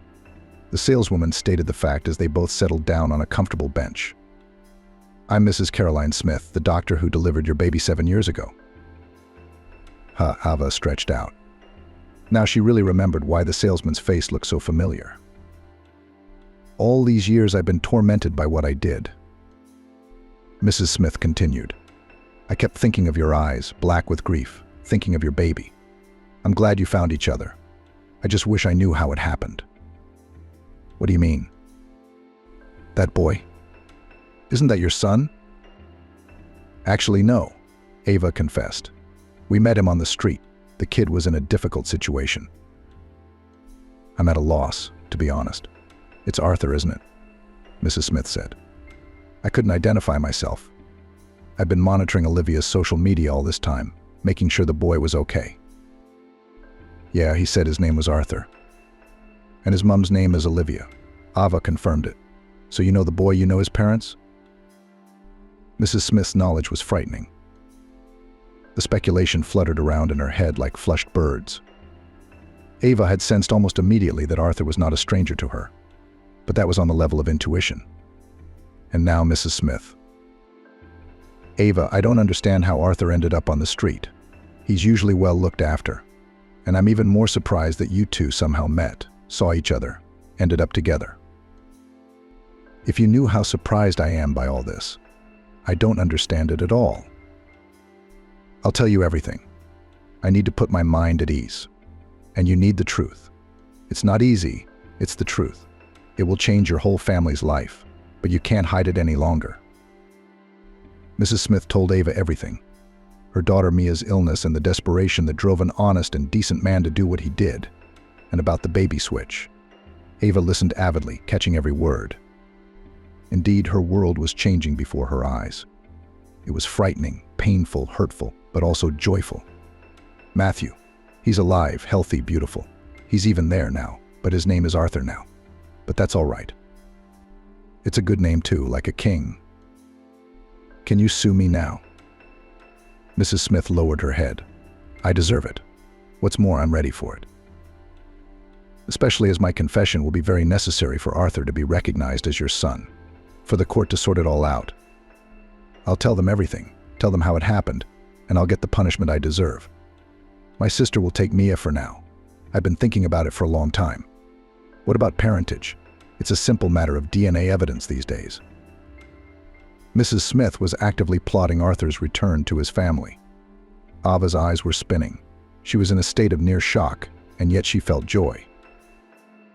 Andrew and Arthur sat on the pier with their bare feet in the water, fishing. Anne and Ava played badminton behind them. The family was on holiday at a tourist resort. Andrew hadn't been given a summer holiday, so they hadn't gone anywhere, but just rented a cottage outside the city for the weekend. Great too. Now they were a tight-knit, loving, real family. Arthur came into their lives as if he had never disappeared, as if he had always been with them. The twins finished first grade with straight A's. Just as Ava had dreamed, on the very first day she met Arthur, the children went to the same class. By autumn, all the litigation was behind them, and Arthur was officially Ava and Andrew's son. Mrs. Smith was not imprisoned. Ava herself had petitioned for leniency for the doctor, and that petition had worked. Ava understood Mrs. Smith and forgave her, oddly enough. Yes, the woman had caused her and Andrew unbearable pain. Arthur had been traumatized too. It was no joke growing up around an unaccepting and unloving woman. And then there's the whole orphanage thing. By the way, Olivia, and really already arranged for a false diagnosis of the child, because she could not and did not want to bring up someone else's offspring.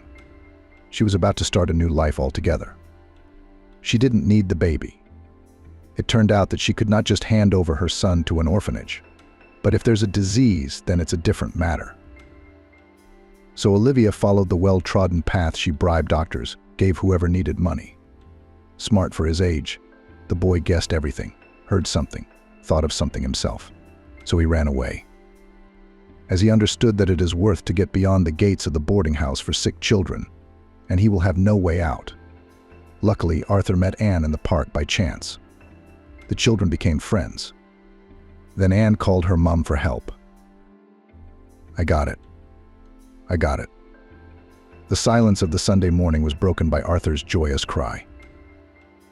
You're a champion, praised his son Andrew. We'll put him in the aquarium at home, this crucian carp. As you wish. Ava waved her hands. We will, exclaimed the twins. Andrew and Ava looked at each other with a smile. They still hadn't got used to the fact that their children often said or did something at the same time. The twins, the royal twins, son and daughter, Arthur and Anne. At the wedding, the notary took the microphone in his hands and voiced the will to the mother-in-law, and barely the bride understood. The forest running outside the train window was unusually picturesque in early summer. Spruces stood fluffy, shaggy and mottled with young tufts of needles on green spread legs. Slender birches, like ballerinas, gracefully froze in a pirouette. Their white trunks stood out clearly against the background of undergrowth and rare swampy glades. The low growth happily caught the sun's rays with dense light green leaves. Sometimes black and white magpies flew out of a pile of branches and disappeared somewhere in the depths of fir trees. The picture was so peaceful that it involuntarily asked for one of the canvases of famous world artists. How beautiful it is in Wyoming. I can't take my eyes off it, said an old country woman sitting opposite me, enthusiastically. Hawaii is better, Cassandra said languidly. She didn't share her grandmother's enthusiasm, and she was in a gloomy mood, the cause of which was disappointment and unreasonable expectations. Until recently, Cassandra had thought that she and her husband would spend a month on the islands after their fancy wedding, drinking coconut milk under palm trees, walking among the stunning ancient temples and learning about the local gastronomy. and then they will return and settle quietly into one of her husband's flats in Boston. And life would go on as usual. But fate had it differently. Instead of a lavish wedding and an off-site wedding, a modest cafe, a marriage ceremony and a small circle of friends and family. Instead of a honeymoon in Hawaii, exile to a house in the middle of nowhere, in some godforsaken ranch on Lake Huron. Whether it was the view from the window or her own thoughts, Cassandra knew the last year had been hard on her husband's family, but not this hard. She had thought she was marrying the son of wealthy parents, a promising high-tech specialist. She thought that problems with money and real estate were a thing of the past. But it turned out that almost all the weighty property of the Berkeley family went under the hammer. From a private house, 2 cars and 2 flats in the city center, there's a small studio flat on the outskirts. Yes, it's an old ranch that no one has needed at all for 100 years. Nowhere can be better than on one's native land, the dacha dweller replied peacefully. Young people don't understand this and run abroad, then settle down in a foreign land. But my soul longs for home. Everything here is special, imbued with our spirit. Look at the forest, the pine trees, like heroes, stand, majestic and unshakable in the world poet's mind. Each of them is his own, native. We should respect and remember them. This way you will feel calm at heart, and your mind will be in order. The old woman raised her finger edifyingly. Cassandra sighed. The only thing she needed was instruction from her fanatical grandmother, as if she didn't have enough problems to deal with. She glanced to her left, looking for her husband's support, but Alex was reading a magazine from the comfort of his own rucksack.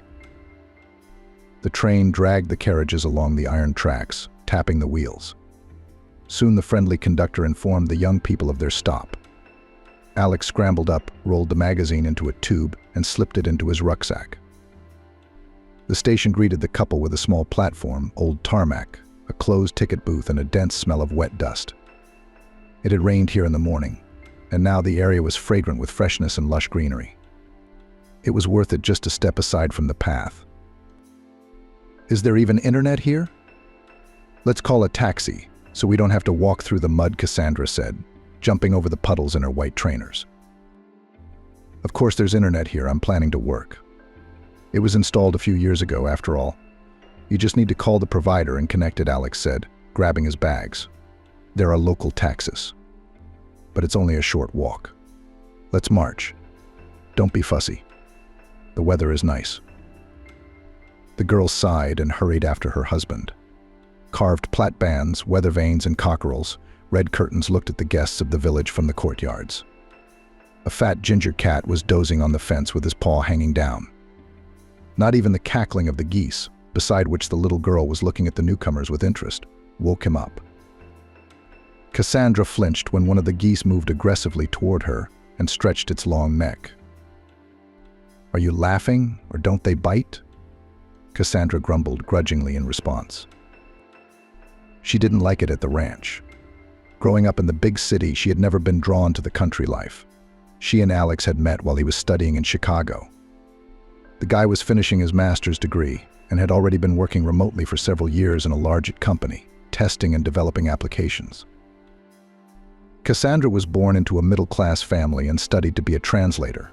Thanks to her mother, who lived half her life abroad, the girl immediately realized that her chosen one was from a wealthy class. When Alex was the first of the whole company, had new models of phones, gadgets, branded things, he could fly on holiday to the mountains or to the sea. He never skimped on gifts and flowers, rented a cozy flat on his own, and in general never complained about anything. The young people got along quickly. They dated for 2 years. Alex introduced Cassandra to his parents, who stayed in the city passing through from Boston. After that, the girl was finally convinced that she was very lucky. Alex's father, Winston, was a member of the Committee for the Preservation of Cultural Heritage of the city and knew all the local creative elite. And Mum Julia owned her own private medical laboratory. In passing from conversations and stories, Cassandra gradually realized that her lover's family had several properties and a couple of expensive foreign cars. That's it. Cassie's got an oligarch, her friend sighed enviously. And he's also a Nate guy. The girl added boastfully, they are in great demand now and earn very well. So I'm not going anywhere. I'll work, create home coziness, and translate books in a soft armchair with tea. Is he going to propose to you? Worried at every conversation, friends. It's not going to happen, Cassandra said confidently. Or did I bet on this wedding for nothing? We decided to get married a year after Alex finished his master's degree and went freelance. Cassandra had spent a year planning everything that had anything to do with the upcoming wedding: the menu, the number of guests, the size of the bride's bouquet, the color of her manicure, the honeymoon, and the rest of her life. Alex, on the other hand, had become aloof. He immersed himself in his work, occasionally traveled to Boston to visit his parents, and for some reason he came back every time more gloomy than a cloud. Cassandra tried to ask him a couple of times what was wrong, but Alex either didn't say anything or gave a short answer. My parents are in some trouble. Cassandra realized the extent of the trouble when Alex took an unannounced night flight to Boston to attend his mother's funeral. After that, the boy took months to recover. Cassandra supported him as best she could, although, except for this tragic event, she knew nothing about what was going on in the Winston family. It was not until May that she dared to speak of the wedding preparations again. Then the girl began to eat the worm of anxiety for her own plans. As a result, when she arrived in Boston after graduation, there was no luxurious wedding. Alex answered all the questions that Alex needed: a modest banquet in a medieval restaurant, a simple dress, a few friends, girlfriends, and Alex's father. Cassandra's parents were only at the festive part, and then hurriedly left for the airport, citing business. Though it seemed to the girl that they just ran away because of unreasonable expectations. And she herself wanted to run away from her own wedding, so bland and simple everything was executed. The finale was that the Winston family notary was present. Since it had been 6 months since Julia's death and it was necessary to announce the will that had come into effect, it was Alex's own decision. As a result, instead of a flat in the center of Boston, the young man got an old farmhouse in the middle of nowhere, which had once belonged to his late grandmother as well. And that was it. Cassandra, white with anger, couldn't hold back any longer, dragged Alex out onto the restaurant's outdoor veranda and pounced on him with questions. The young man listened silently to his wife, sighed, then knocked back a glass of whiskey. Our family had a hard year, but I didn't want to postpone the wedding, no matter what. Alex began in a calm voice. Yes, it didn't turn out the way we planned. Yes, we're not going to Hawaii. I can see Cassandra's boiling. We'll go to the country and live there for a while, get my grandmother's house in order. I'll work on a new project, and once everything works out, we'll go back to the city and get a flat so we don't have to cramp Daddy's space. Rent an apartment, how? There were 2 flats and a house near Los Angeles. Cassandra was lost in the amount of shocking and growing news.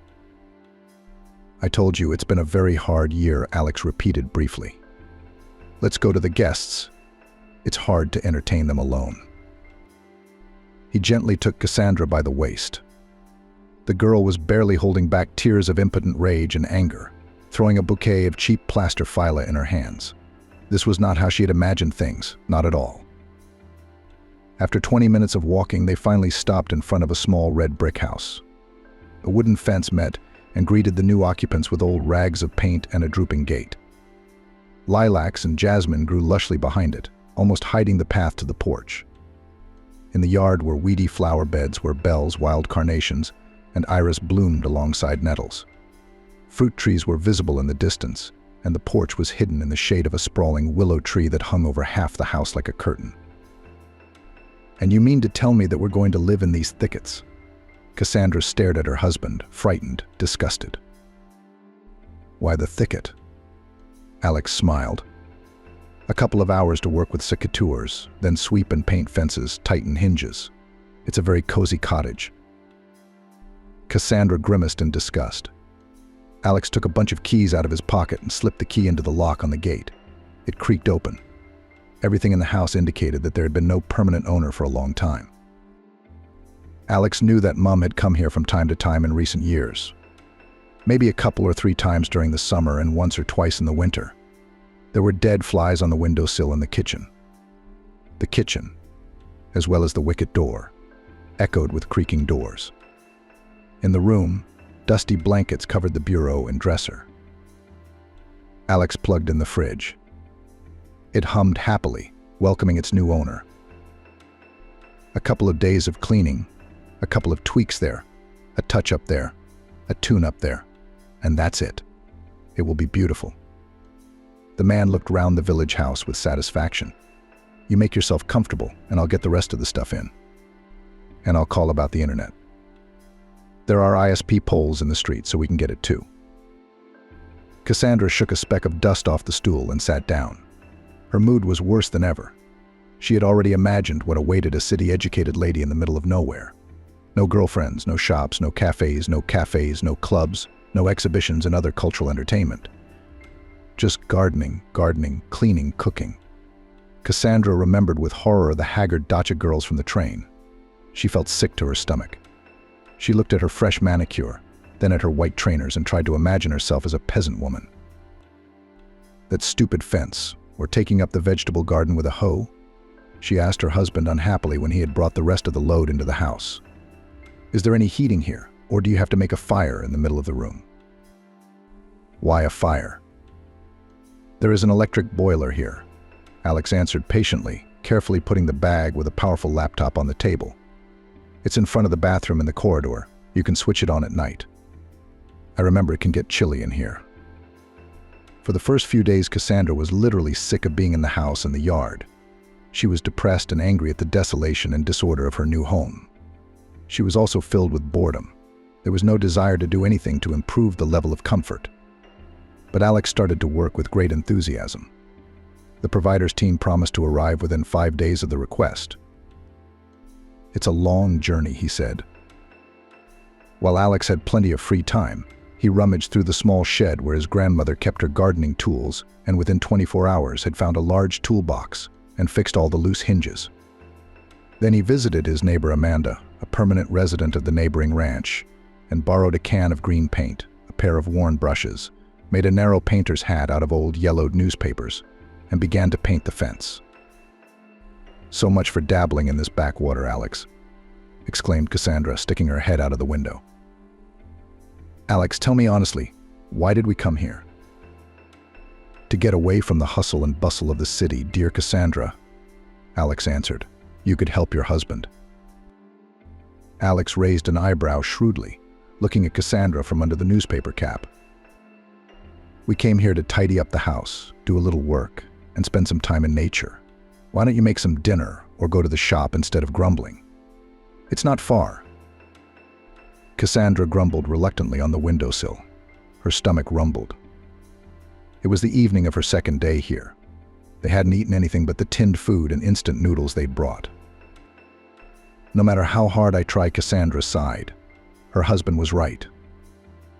She went back into the house, where they'd cleaned up a bit, and began rummaging through the kitchen cupboards. There was a lot of good crockery, pots and pans.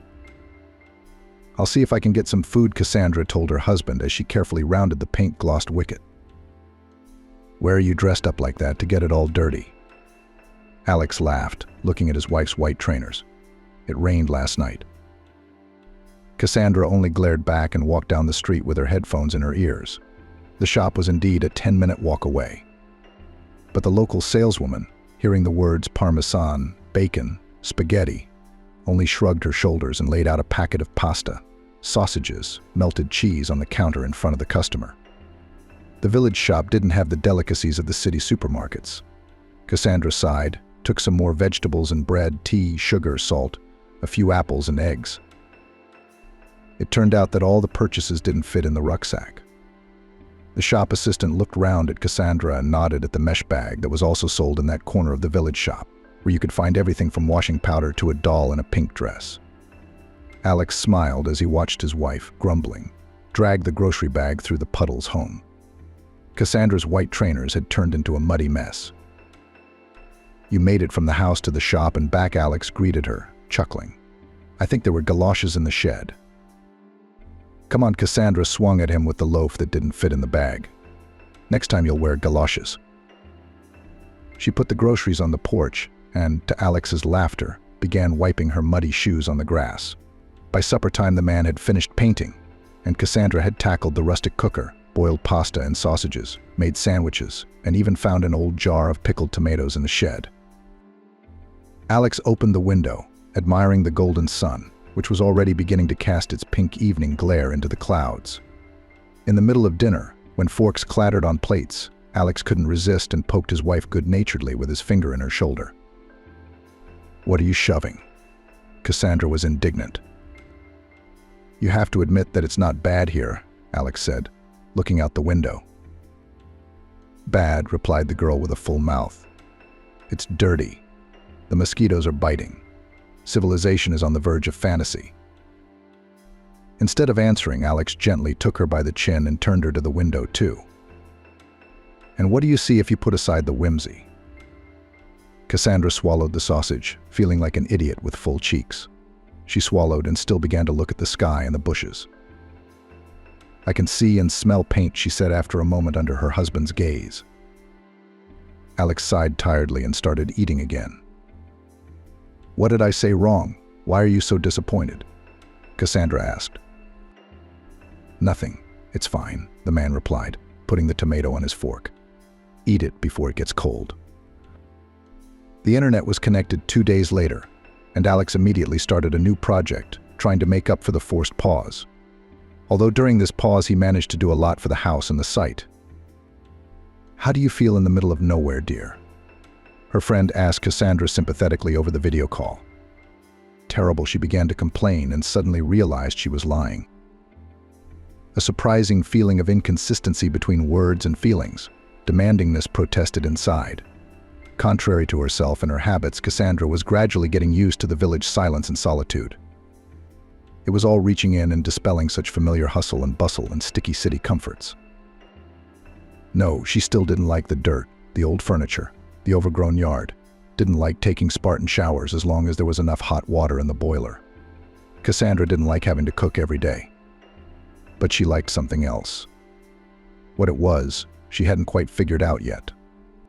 On a new morning, after Alex had pecked her on the cheek for her scrambled eggs and sat down to work on her laptop, Cassandra stepped out onto the porch.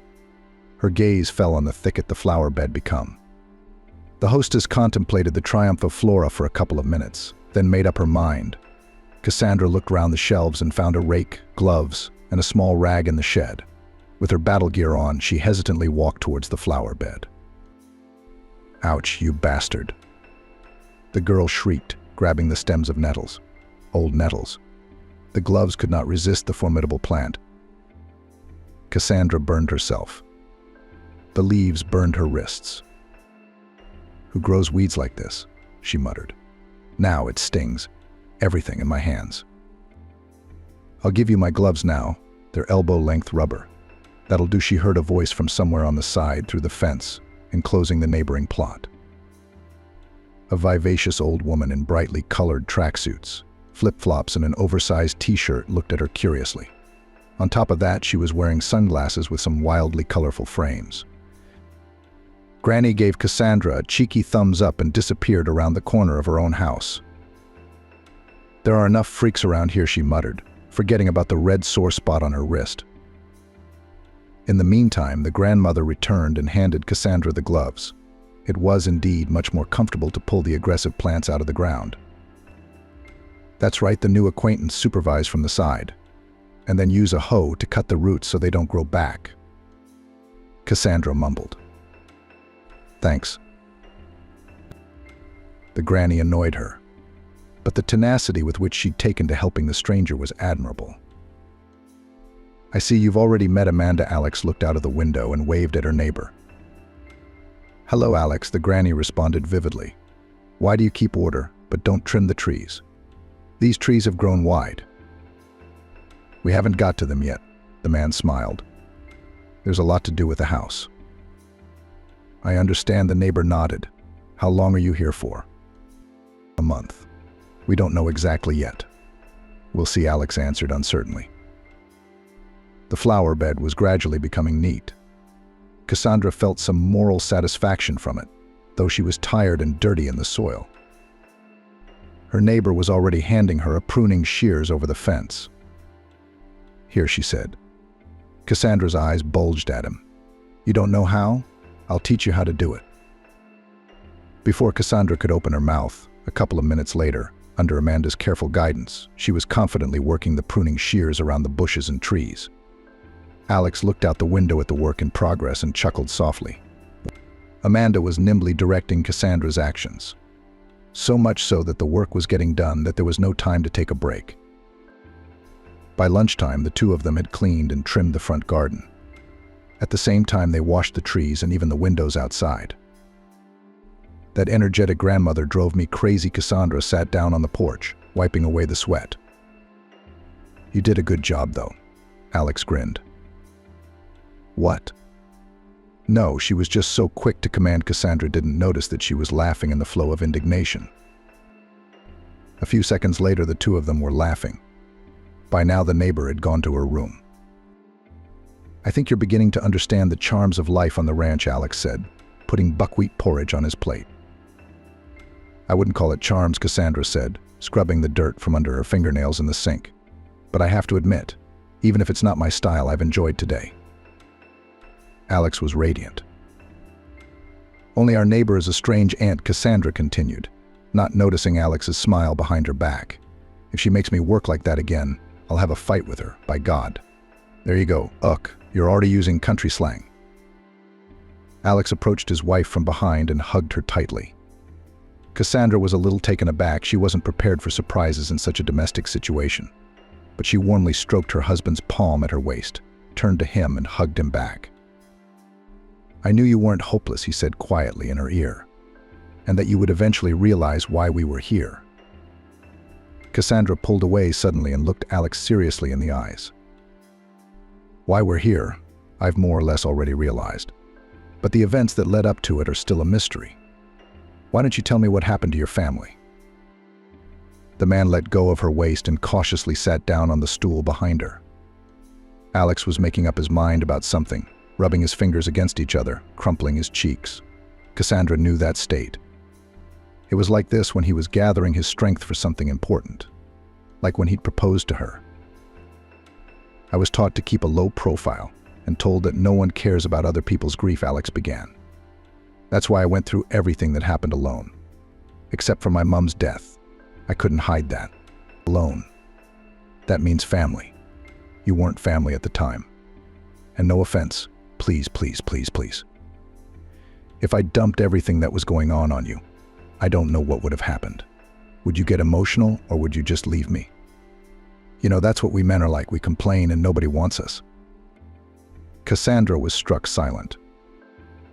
I was probably just saving myself from the problems that a young and happy girl preparing for marriage doesn't need, Alex continued.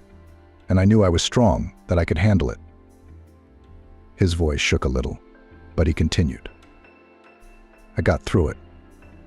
I didn't break. I kept my promise. We got married on time. Well, not quite as you wanted, I know. Why did we come here after everything that's happened to my family? I want to put this pain behind me. And the best place to do that is somewhere new, away from danger and fear. Yes, but I don't understand how it happened. Cassandra stroked his shoulder encouragingly. The buckwheat in the plates was steaming. Alex took his fork and twirled it between his fingers, searching for words again. It all started last year around March, he said. Winston was in high spirits. He and his wife were going to see a play at the theater tonight. And how difficult it is for two busy adults to find time for such an event, I don't need to explain. The breeze from the vent of the old-fashioned high window seemed to tease him. Winston slid his eyes quickly over the day planner and nodded to himself contentedly. The business was finished, another 20 minutes and he could leave the committee building in peace. We'll have to stop by the flower shop near the theater. Julia is so fond of Terry tulips. He leaned back in his chair, thinking. He was already mentally watching the opening night of the production when a knock on the door and the voice of Annie's assistant brought him back into his world. Winston, there's someone here to see you and they say it's very urgent. Couldn't have brought them in sooner, the man muttered and said in a louder voice, let them come in. I'm still taking appointments. The door closed, but a moment later it opened again, and Winston's eyes were filled with a visitor. Everything about him seemed decent and noble, but small details told that in the past the fellow had had a decidedly dashing experience. Torn and crooked earlobes, traces of old tattoos on his fingers, his gait, all this gave away in the guest a man who had obviously gone through difficult times. and neither business suit nor inexpensive briefcase in his hands could hide it. "What can I do for you?" Winston paused and rose from his chair as a greeting. "Yes, you can. You very much can," Winston the guest held out his palm without further greeting. "My name is Hubert, and let's get straight to business." Well, Winston hesitated a little, wondering why he did not give his surname. "Please." The guest sat down in a chair, completely ignoring business ethics. Then he took out a pile of papers from his briefcase and slipped it to Winston. I am engaged in commercial real estate, and I have looked at a wonderful place for the construction of a new shopping center. I've already calculated the budget and found potential tenants for the future premises." The guest looked around the office with an evaluating look. "And everything is going so well that it's just a sight to behold. But here's the problem: the place is already occupied by a useless old building, which only smokes the air and is no longer used in any way. I want a demolition permit for that building. And I assure you, I will not be indebted to such a practical man." Winston felt his guest's feigned politeness making him nauseous. Glancing at the papers, the head of the committee marveled.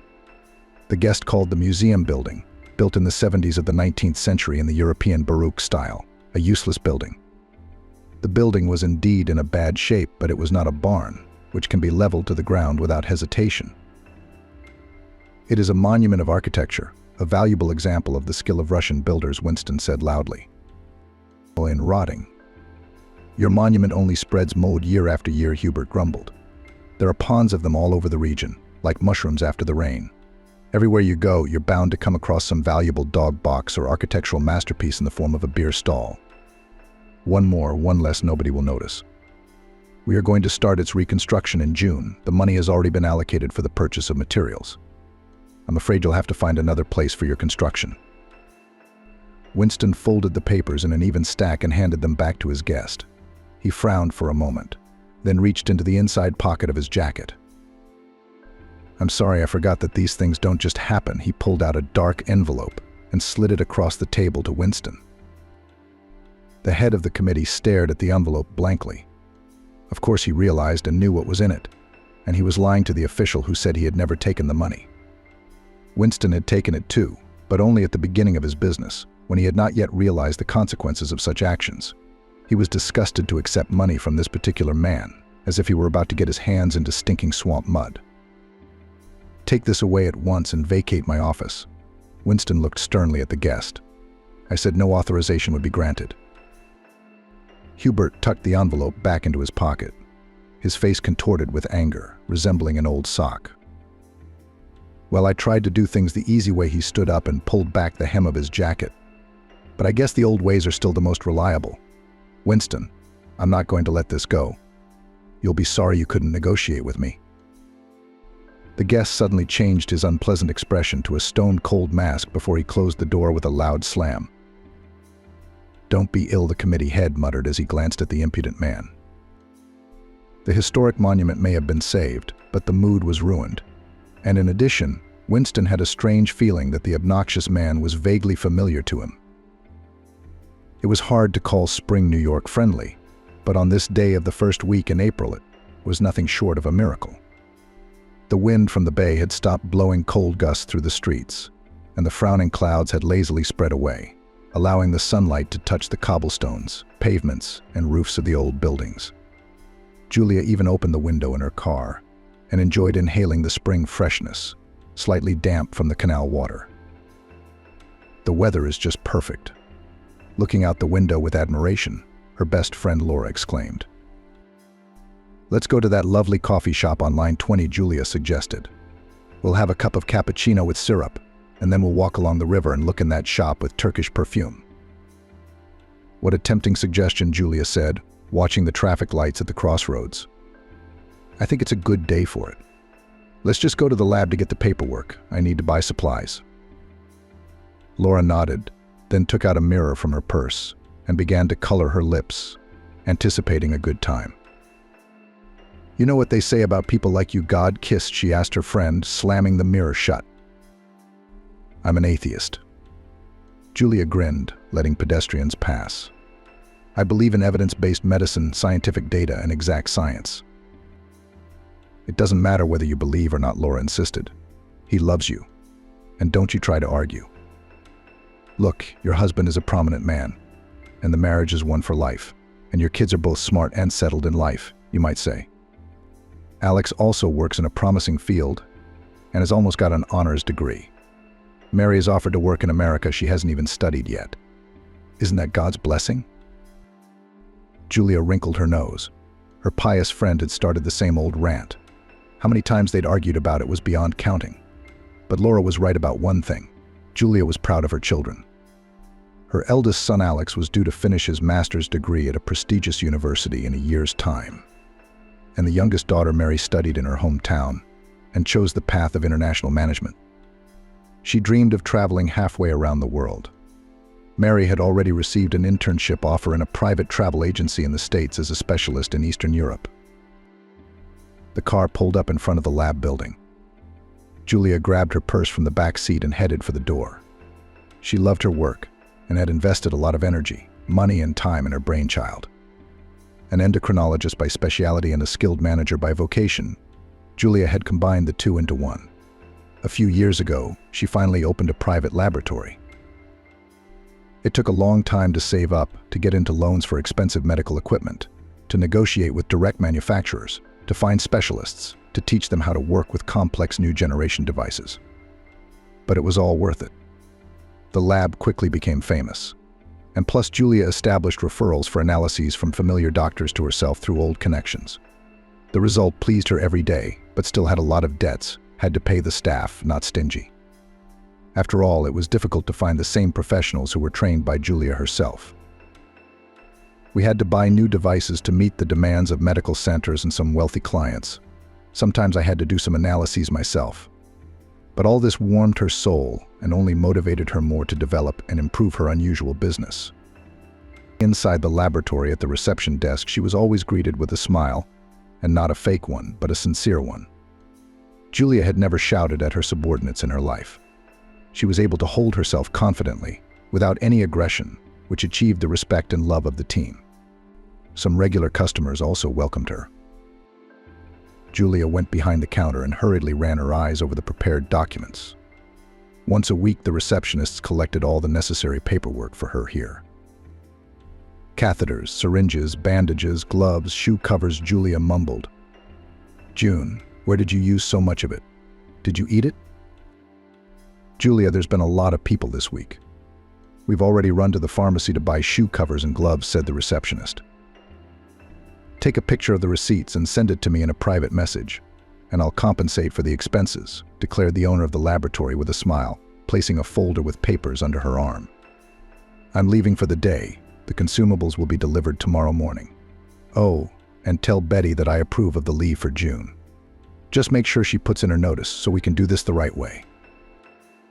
Julia said a warm goodbye to the staff and walked back out into the car park. The sun was shining in her face, surprisingly warm for April.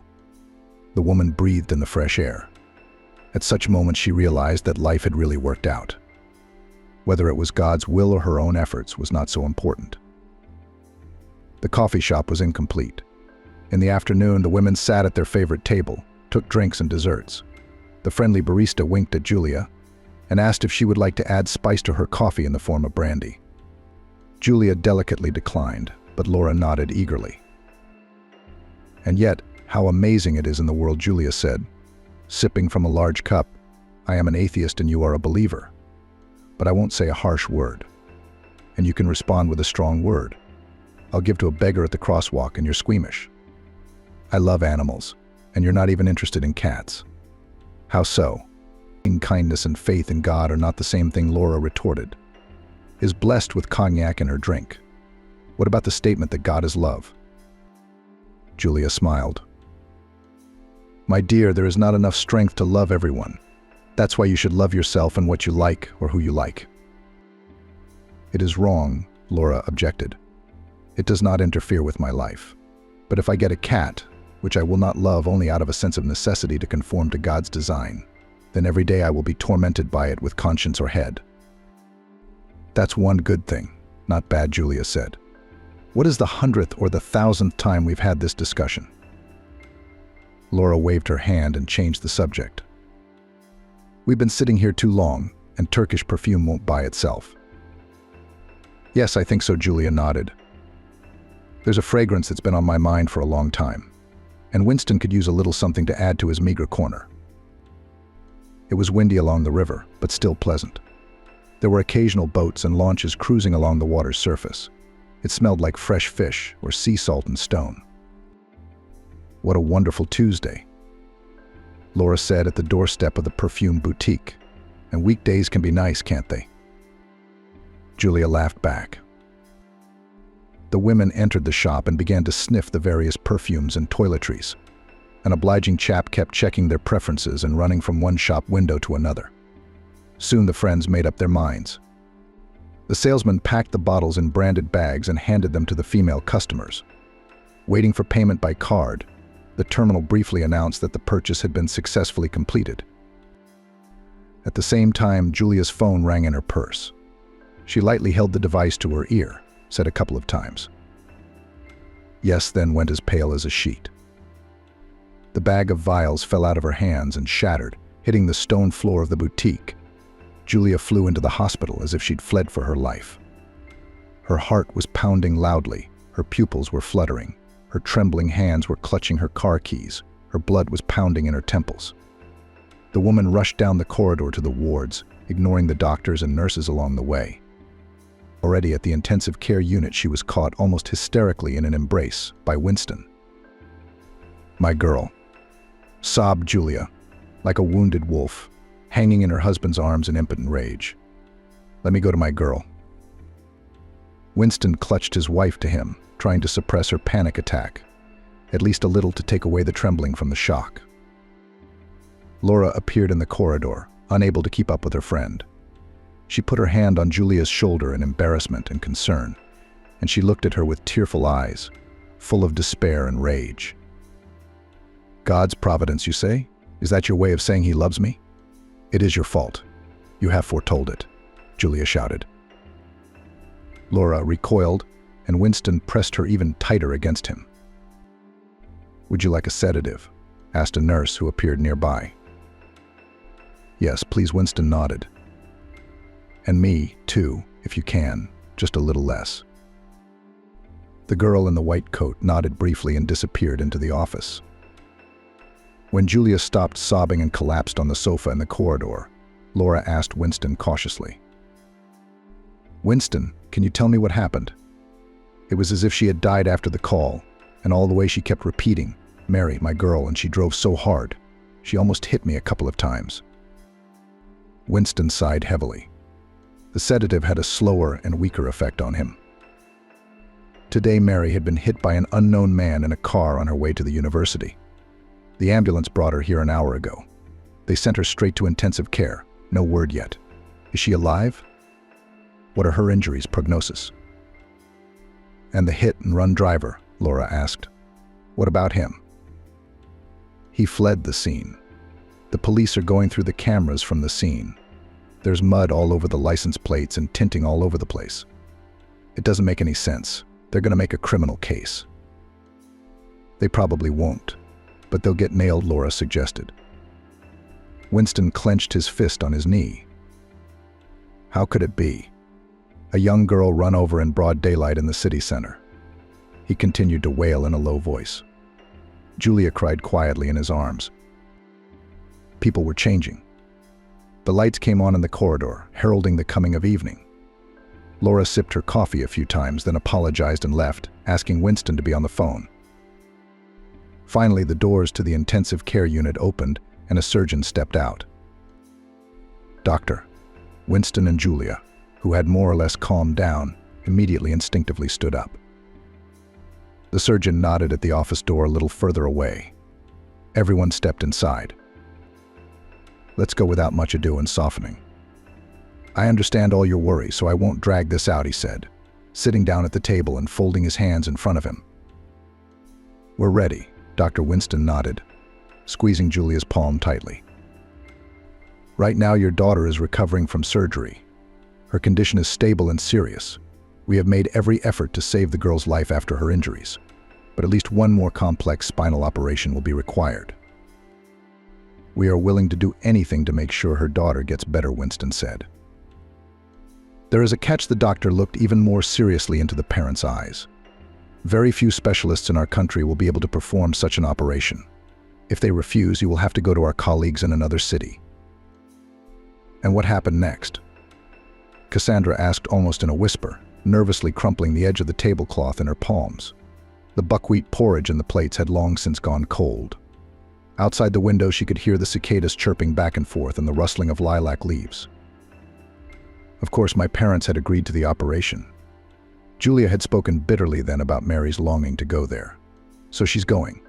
In order to save my sister and cover the cost of the flight and surgery, Julia and Winston had to sell our beloved house in New Jersey. Alex looked away.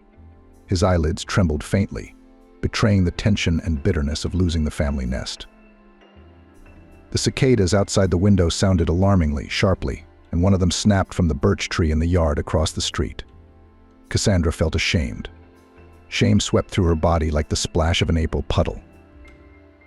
"Did you find out who did it?" she asked again, almost in a whisper, fighting the shame. "They are still searching," Alex answered tiredly. "The main thing was that Mary was alive, even if she was in a wheelchair now. The rest paled against the background of what her parents went through during her treatment. Her sister still remains in the U.S. under the care of doctors for the time being. That's why she wasn't at the wedding." Cassandra's conscience did not allow her to ask further questions, and her husband was not particularly inclined to do so. They ate porridge in silence and separated. Alex went to work on his laptop, and Cassandra went outside. After what she had heard, she wanted to get some fresh air. A flower cleared of weeds bowed its bell heads in greeting. Cassandra thought about it, twirling the simple engagement ring on her finger. She loved Alex, but his wealthy family and successful reputation were a welcome addition to love. With horror, Cassandra realized that a thought ran in the furthest corner of her mind. Why should I go to all this trouble and worry about other people's problems? Aren't there enough guys in LA? The girl shook her head as if chasing the thought away. She didn't get home until it was dark, strolling along the street and looking at the suburbs. Alex was still working. The monitor cast a bluish light on his face. Cassandra brought her husband a cup of herbal tea. "Would that be enough for today?" she asked timidly, stroking his shoulder. Alex stretched, craning his neck. "Do you want to know what happened next?" He suddenly looked at his spouse. Instead of answering, Cassandra sat down next to him on an old-fashioned creaky chair and froze in anticipation. The whole summer was a blur for the Winston family, Alex began. It was not until autumn that Mary's condition stabilized. Julia, who stayed with her in the hospital, finally allowed herself to go home. Although there was no home in the usual sense of the word. The family moved into one of their 3-room flat on the outskirts of San Francisco. True, they had to evict the tenants, who were not too happy about this turn of events. But there was nowhere to go. "Nothing, we will squeeze," consoled his wife Winston. "The main thing is that Mary was saved." "You already said that," said Julia, standing in the middle of the boxy kitchen with a glass of whiskey in her hand. She was drinking more and more often to numb her worries and stress. Winston worried that his wife would one day drive drunk. "I can't tell you about the house yet," he sighed. "What the hell happened to us? Laura keeps dragging me to church to pray. She jinxed my daughter." Julia grinned bitterly. "I swear I didn't mean to.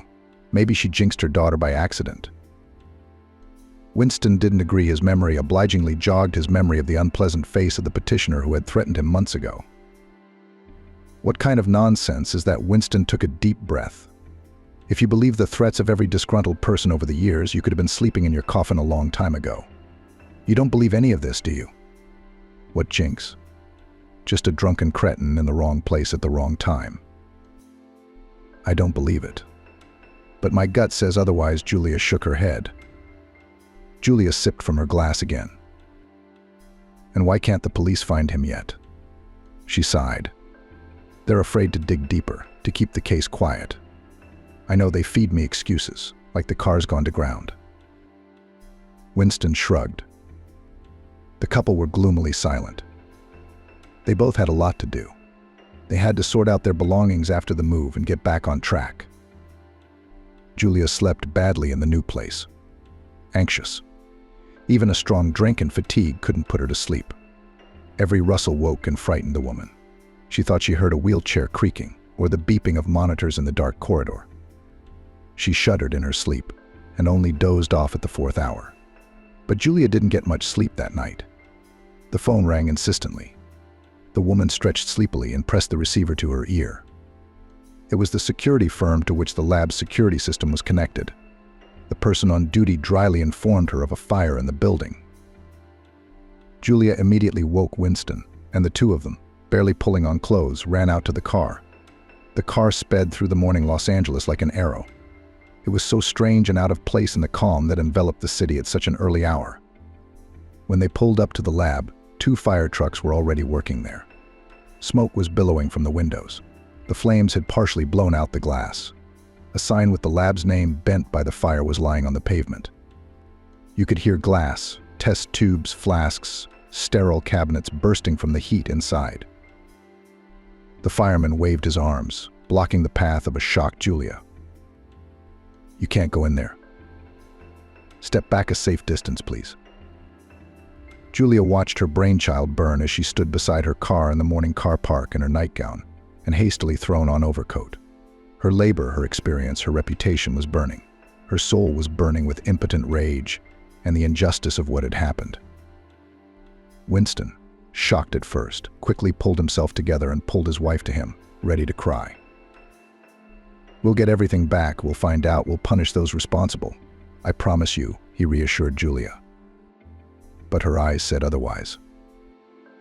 He stroked Julia's hair, and she nuzzled her nose and wet cheeks into his jacket. "I promise," Winston said. The next day, the news portals were full of headlines about the fire. There were calls from employees out of work, from lawyers ready to sue anyone to get paid. The building owners called. Everyone who could find the phone number of the owner of the burnt laboratory called. When the fire was put out and all the dangers were eliminated, it became clear that the medical equipment could not be repaired, and the documents and databases were lost along with the server. The fire took a heavy toll on Julia's morale, becoming a second wave that hit her like a Shiva exhalation after a brief respite. The next month passed in a frenzy of paperwork, running around and dealing with the former business. Julia realized that she would have to file for bankruptcy to reduce her debts. Winston supported his wife in this difficult decision. He knew what it was costing her. The legal battle dragged painfully long, but in the end for the debts were sold both flats and cars of the couple, and they themselves had to move back to a small 2-bedroom in the suburbs, which belonged to Winston's father. The old man accepted his son and daughter-in-law without question or reproach. Julia broke down and sank into despondency. Winston hid his wife's condition from everyone: children, colleagues, friends. He took her to doctors, but physically the woman was healthy. However, in 3 months she aged 10 years, and from a stylish city girl turned into a shadow of herself. "Can you not tell me what happened next?" Cassandra interrupted Winston quietly. "I know. I found out 20 days after New Year's Eve. I took over the funeral arrangements," the man nodded. Cassandra put her arms around him. They stood like that in the room for a while, as if gaining a new, painful, but very valuable degree of trust in each other. Cars were rolling down the street. The town was used to going to bed early. The lights were already out in many homes. "We're all trying to recover from what happened," Alex continued, sipping his tea, which had already cooled down considerably. "Dad started going fishing with his grandfather. He loves his work in the culture committee, of course, but he says that a man does not live by his work alone. I can see that he's getting better. Though I don't know if we'll all let go of our longing for Mum." Alex sighed, apparently gathering his thoughts. Cassandra listened to the plafond of the chandelier beating against a butterfly that had flown in. "I think she left me this house, my grandmother's house, so I could always escape here. Just to drop everything: the computer, the city, the hustle, the rush, the deadlines, the projects, and relax, feel the moment. Mum was like that herself. She worked hard, but she knew how to relax. I remember when she was a child, she had a quiet time in the mornings. She would close herself on the veranda with a mug of tea, her favorite book, let her hair down and watch the sunrise. I only realized that now. Why did she want to do that? I wish I'd known her better, Cassandra said sadly. From what you tell me, Julia was a wise woman. Alex smiled lightly. He had an idea in his eyes. Let's follow her example tomorrow. To hell with this project. Let's go for a walk in the woods. Maybe pick some mushrooms or berries. Do you know what kind of berries we can pick? Cassandra looked at Alex doubtfully. I don't know, I think I remember some. It doesn't matter, laughed the man. So, shall we go? Let's go. Cassandra agreed. There must be something interesting here. Nearly a fortnight passed. Village life went on at a leisurely, measured pace. Alex spent most of the day working on a new smartphone application. However, in the evening and on Sunday he had a rest. And then together with Cassandra they walked along the village streets, went to the river, leisurely wandered along the forest paths or meadows where local old ladies grazed goats. During her husband's busy life, Cassandra suffered from idleness at first, but over time she learned to find things to do. With the help of local people, Cassandra continued to tidy up the property. She found some currant bushes, gooseberry bushes, and strawberry bushes behind the house and the garden remnants of Alex's grandmother's former farm. After a couple of days of work, the plot was transformed. The weeds were gone, the stone paths had been paved, and squares of old tiles could be seen clearly across the backyard. Cassandra then made her way to the attic. Alex helped her attach a ladder to a small door. Cassandra spent the whole day there. In the attic she found German, French newspapers dating back to the 60s and 70s. God knows how they got there. She studied the yellowed pages with enthusiasm, using her knowledge of German. She could not read the French newspapers, but she enjoyed looking at the photographs and drawings printed on the old pages, soaked with the smells of vanilla, spruce and resin. In addition to the newspapers, there were several fishing rods made of young willow twigs and feathers. The box contained an old oil can and an ancient ear flap with moth holes. Cassandra had never thought she would be so interested in these old things. But she was completely engrossed in it. She only came to her senses when Alex peered through the attic window. I wondered where the wife was. She's got a whole vault of antiquities here, he said with a smile. A treasure trove indeed. Cassandra laughed, proudly showing her husband the ear flap she had found. Wow, that's my old ear flap. And the fishing rods I used to run to the pond with them when I was a kid. Alex admired, touching the old rods. Let's go tomorrow morning, check them and try to catch something. Let's go. But I'm not very good at fishing, Cassandra agreed absent-mindedly. It's no more difficult than putting on eyelashes, Alex encouraged her. The fishing experiment ended with a dozen gudgeons, which could be considered a success. Cassandra offered to release the fish back into the pond, but Alex's hunting instinct kicked in, and he flatly refused, saying that he would do the cooking himself. So they argued, going back to the house, what culinary masterpiece was better to create from the caught gudgeons. At the neighbor's house, Alex noticed an unfamiliar car. The landlady herself was busy at the fence, protecting the front garden from maple seeds. Do you have guests or relatives? Alex asked, opening the gate for Cassandra. Yes, my nephew came with a friend. It's better in the country than in the city. You can go to the bathhouse, sit in the gazebo, in the garden, and have a few drinks in the evening, the friendly neighbor winked at Alex. I'd argue about where it's best, Cassandra muttered, hugging a bucket of fish as she waited on the porch. Alex waved to his neighbor in a welcoming gesture, and he and Cassandra disappeared into the house. Why don't we sit in the garden tonight too? He suggested, taking the gudgeons from his wife. I'll work until 9 o'clock, and then we'll take a lantern, hang it on the apple tree, and put on an old blanket. I'll tell you in confidence my neighbor has some excellent naluka. Oh no, not liquor, Cassandra waved her hands. By the way, if you're going to work, who's going to do the fish? Alex shrugged his shoulders guiltily and looked at the freezer. Cassandra sighed feignedly and wagged her finger at him. She had no desire to handle the gudgeons herself. Evening came stealthily, pink sunshine, the smell of warm resin, and the soft trills of the nightingale. Cassandra made simple sandwiches, fried toast, and brewed a simple compote of apples and strawberries. I see you've become such a hostess. Alex shared his impressions and immediately started tickling Cassandra. She laughed, almost knocking over the pot of compote out of surprise. She suddenly didn't care so much about her manicure, the fit of her jeans, or whether her eyebrows were painted. Her face glowed with smooth skin without expensive creams and toners. Water and fresh air worked better than certified beauticians. Cassandra had washed and put away her white trainers just in case, preferring to walk in either flip-flops or simple soft shoes. Garden chores were no longer intimidating, the internet was no longer necessary, and the city was less and less in her mind. I made it for the first time, she nodded at the compote when she was free of the embrace. I really don't know what came out of it. Whatever it is, I think it's delicious. Alex shoved his finger into the compote with interest, then nodded authoritatively. It's too good for the first time, he said. Cassandra laughed again. Alex's sense of humor and amazing ability to switch from one mood to another was why she had fallen in love with him. At first, when she didn't know about his family or his job.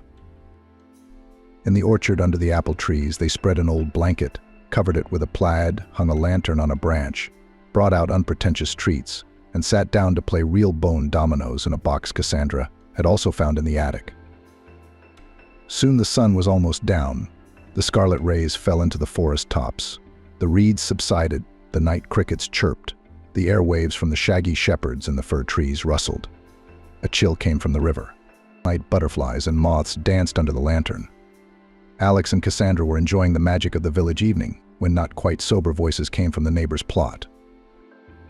"What's there to drag here to the table?" sounded the disgruntled voice of one of them. Then came heavy footsteps, a cracking sound, and finally the sound of a light blow. "Be careful, my aunt will hit me with a frying pan," later said the second voice. "You will flood the beds, there will be a flood." "Nonsense," resented the first. "It won't cost her anything if a couple of tomatoes don't grow. Why will she go bankrupt?" There was a squeak, followed by a commotion, indicating that food and bottles were being piled up on the outdoor table in the gazebo. Here came Aunt Amanda's guests. "They must have come out of the bath," Alex said. "I hope they won't make too much noise. I don't want to hear any drunken stories on a night like this." "Let them sit there. It doesn't bother me," Cassandra shrugged and pulled a bone out of her domino box. "Your turn." Alex responded to her move. Behind the fence of tightly woven ivy and young netting, the conversation continued. Men were discussing some business of their own, laughing loudly. From time to time there was the clinking of glasses, and their voices became more and more disheveled. "That's a nice aunt you've got," Stephen said, the man with the higher voice. "She has a bathhouse, and beer, and pickled cucumbers. Grandma should organize all this business, open a recreation center. She'd be worried about it in her old age. There's almost nothing to do here. They've just recently installed the internet. People would come here in droves to have a rest. Maybe we should give her an idea?" "She wouldn't agree," said the second one, apparently with his mouth full. "Your Aunt Amanda has become too stubborn by the time she's 70. All she wants to do is build. Especially where there's nothing to tear down." "Of course she does," said the first one. "Money has to be found everywhere. When you build in the city, so everywhere will shake out the sole fire statements from all sorts of departments. Site plan. Ugh. And if you're very lucky, you'll argue with the guardians of cultural heritage and get a demolition permit."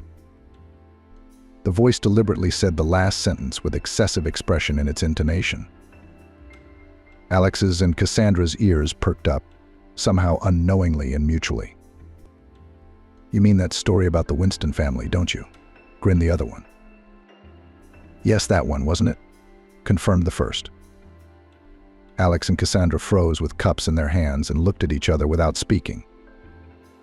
"So I didn't build a shopping center on the site of this noble manor either.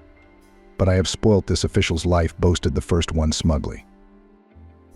"It's dangerous to mess with you, Mr. Hubert," the base man grinned again, stretching out his first name and patronymic in the manner of the young Boyarsky. "Switch on the video," Alex whispered to Cassandra, barely audible, and nodded at the fence. The two of them crawled carefully up to it and tried to see what was happening in the arbor through the foliage. Fortunately, there was a convenient loophole. They were now 3 meters away from their neighbor's conversation.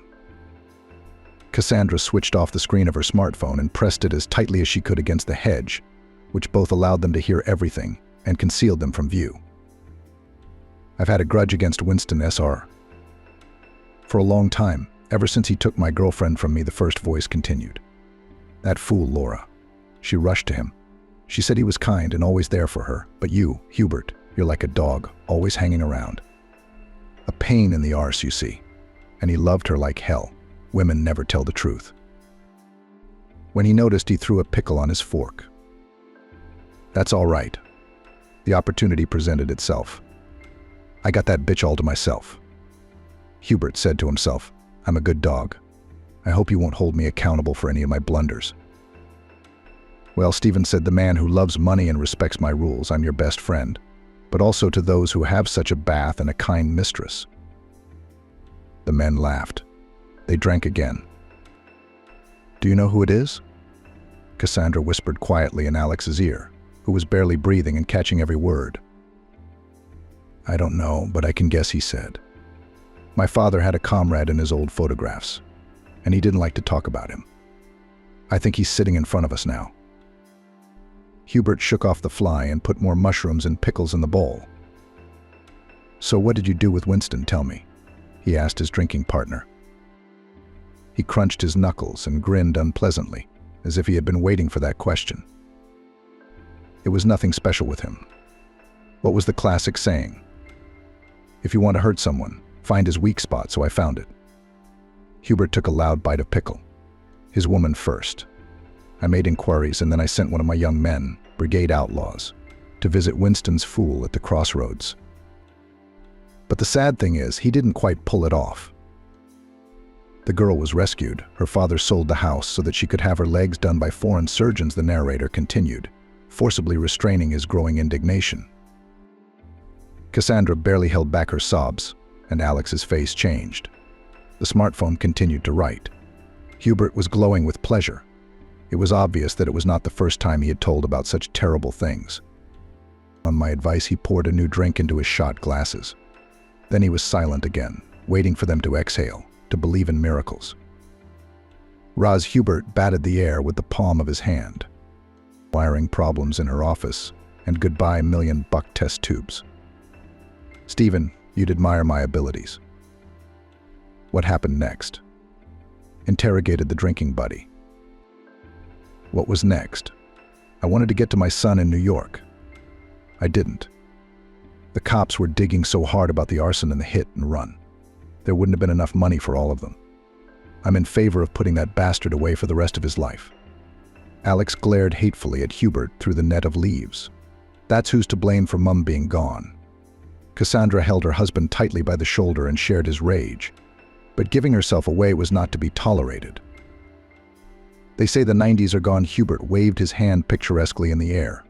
But when you hear stories like this, you realize that there's no way. Go away. I even run my business according to the old tried and tested schemes, so that I could pay these leeches full taxes. He laughed unpleasantly at his own prudence.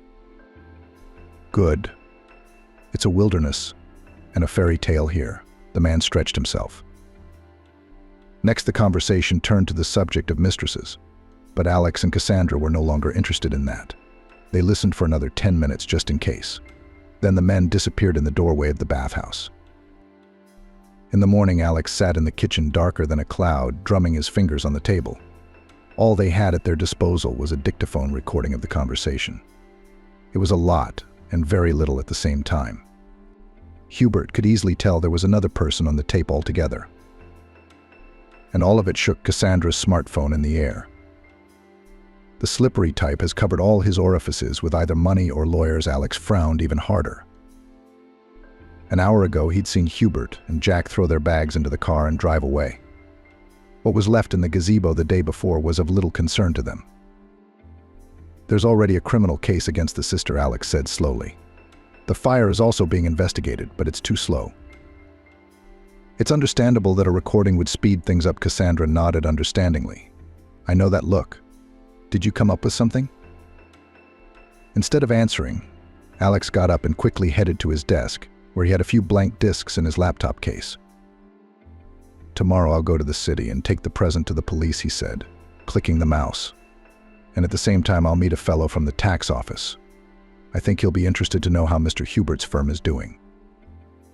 Cassandra looked admiringly at her husband, and once again realized how adept he was at changing his mood to suit the situation. Like a chameleon. What should I do? She put her hand gently on his shoulder. I want to help too. You'll help if you make a nice dinner and wait for me here. Everything else is my concern. Alex rubbed his cheek in his wife's hand. The granny with the trolley was barely walking along the zebra. Hubert couldn't stand it and pressed the signal as hard as he could. The granny jumped up and hurriedly retreated to the edge of the crosswalk, accompanying her retreat with a bunch of swear words. They're used to pretending to be old and infirm, he muttered to himself as he accelerated out of the traffic lights. Hubert drove to his office in an upbeat mood. He was in a good mood when everything was under control. At such times, the work flowed. He felt like the ruler of the world, the one who kept everyone around him on a leash. The day before, he had been with a beautiful mistress, and before that, he had gone with his partner to a bathhouse in some backwoods ranch on the riverbank. Memory obligingly planted the scent of spicy perfume in his nostrils, and the flavor currants wine olives. We should go to these places again, Hubert suggested to himself, and then perhaps I'll take my wife to a holiday resort, and we'll put the liqueur into industrial production.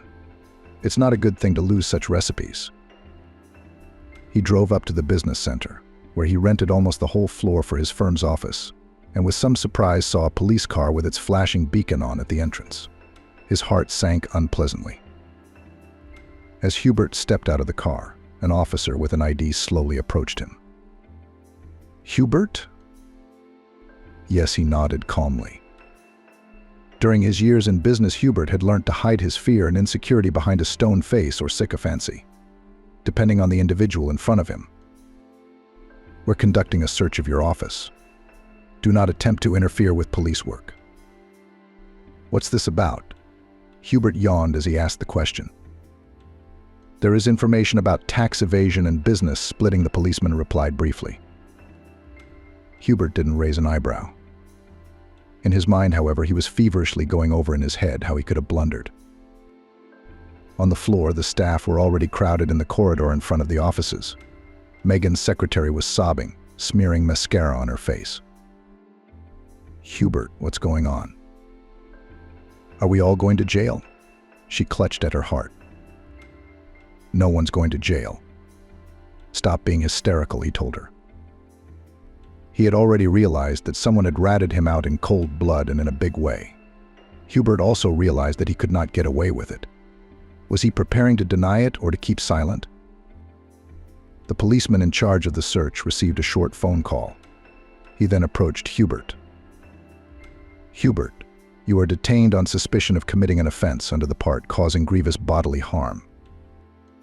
Hubert lost his mask for the first time and shrank with fear, shrunken as if he had chewed a lemon. The policeman pulled out the handcuffs, and for the first time he couldn't think what to do. He had been in difficult situations many times, but he had always had a safety net.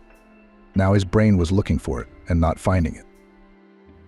The former employees of the firm watched in amazement as their boss was put into a police car. Stephen betrayed someone whispered in a low voice. Hubert had spared his own skin, the bastard. You'll all be flattened to the ground. The hell with these bums. However, he was not going to get out soon because the investigators had a whole list of offenses, which began to open up like sores, as soon as they dug deeper, thanks to one videotape. The September days were still spoilt with a warm breeze and a ray of sunshine. The airport lived its usual life. After the peace and quiet of the countryside, it seemed noisy and uncomfortable to Cassandra. What time was the plane leaving? Is it due to land for the third time? Winston asked. At 3:45, Dad, for the third time, Alex answered him. It's 3:40. He gazed into the stream of exiting passengers. He wouldn't miss his sister, though. Mary was on her way back from the hospital. Do you think she and I will like each other? Cassandra touched her husband on the sleeve. Of course you will, Alex assured her. And you'll be able to talk in another language. Soon a voice from the speakers announced the arrival of the flight to New York. and then a female volunteer appeared in the distance, pushing a wheelchair with a girl in it. Mary turned out to look a lot like Alex. She was so cheerful that Cassandra secretly envied her, though then she shamed herself at the thought. Being fully capable, she realized how strong the will to live and the value of that very life could be at times like this. After all the greetings, hugs, and questioning, the company walked out to the terminal car park. Mary opened her mouth in rapture. "Is that Grandpa's limo?" Winston obligingly opened the door of the white old Lincoln. It was the only car that survived in the family. "We'll visit our grandfather today, and tomorrow we'll all go to our ranch," Alex suggested as they drove along the highway away from the air harbor. "You sound like you've lived there all your life," Winston said. Almost Alex mumbled awkwardly. "Cassandra and I decided to stay at my grandmother's house until next summer. It's quiet, peaceful. I can work remotely, and so can she. We planted new trees on the property. We'll continue the renovations. Why not live?" "Sure, let's go." Mary exclaimed. "It's been ages since I've been to the countryside like this." "I'll take you, but I won't stay, because I have committee business," Winston said softly. Cassandra listened to the cheerful chatter, sitting on the deep soft seat of the Lincoln next to Mary, and realized that she didn't want to go back to the stone jungle, that it wasn't so important to have real estate in an elite area, that one could be happy with the ability to walk in green grass, that the trill of crickets in the evening was better than clubs and dancing until morning, and that a loved one was loved simply for what he was. The landscape around was gradually acquiring autumn colors. The leaves of birch trees were painted with bright spots. Aspens shamefully covered their gray trunks with crumbling leaves. Alex and Cassandra had spent the summer tidying up the house and grounds in between jobs. Cassandra took her laptop from Los Angeles and registered on a foreign language tutoring portal. The business quickly took off, and soon she had several regular students who often asked where Cassandra was teaching from, as the picturesque pine trees in the window, the sunset, or the river appeared in the background. Occasionally, Amanda would visit the couple. She treated the young people to Naluka, as well as homemade pickles and mushrooms. Alex did not say anything to her neighbor about what kind of man her nephew Stephen was involved with. Only once the woman had mentioned that Stephen was fussing his friend had been shut down. The man only hummed contentedly. He already knew about everything that had happened with his new firm. Old connections and friends at the IRS hadn't let anyone down except Cassandra. Alex didn't report finding and punishing the culprit responsible for all their family's troubles. Father was still having a hard time. Mary had spent almost a year abroad and wanted one thing: to be home at last, to rejoice and enjoy her native land. Contrary to her fears, her sister was able to manage the pram and did most of her daily chores on her own. They even traveled by train to the cemetery to visit Mum's grave without adventure. Mary talked a lot about her treatment in the hospital, about the American mentality, about the culture and way of life. "But you know what I realized?" she said. "While my legs were being put back together, I was putting boiled potatoes on my plate. I want to give hope to similarly ill children that they can still have joy and not give up on their desires. While I was in hospital, I started a blog and it became popular." "You're doing a great job," Cassandra praised her sincerely. "I'm not going to give up my dream of traveling," Mary said firmly. "Let it start in upstate New York." Everyone laughed. The kettle was steaming, ready to pour a fragrant herbal drink into mugs. "I've got some news, too," Alex said, glancing slyly at Cassandra. "I finally finished and launched the voice translation app on my smartphone." "Is that why you needed my help from time to time?" Cassandra guessed. "That's right," Alex nodded. "Now that I've sold it, I can fulfill what I promised you back in Los Angeles. A wedding trip to Hawaii. We can leave tomorrow." Mary stared with burning eyes, first at her brother and then at Cassandra. Cassandra couldn't believe her ears or her senses. Palm trees, elephants, the coast of a distant ocean, temples and hot summers were all in her mind. But now she didn't want to go there unrestrainedly, demandingly, terribly. She just wanted to go, the way one goes to visit a friend. "You don't have to fly tomorrow," Cassandra smiled softly. "Or the day after that either. There is no such enchanting autumn in Miami, no such enchantment of nature, no such grip on the morning and so many mushrooms and berries in the forest. I just can't miss it, you know." Cassandra said. Autumn will pass here, and in Hawaii it will be so eternal summer and sunshine. Let's go there after New Year's. Come on. Great, Alex marveled. Why not on New Year's Eve? Because I want to celebrate it here, too.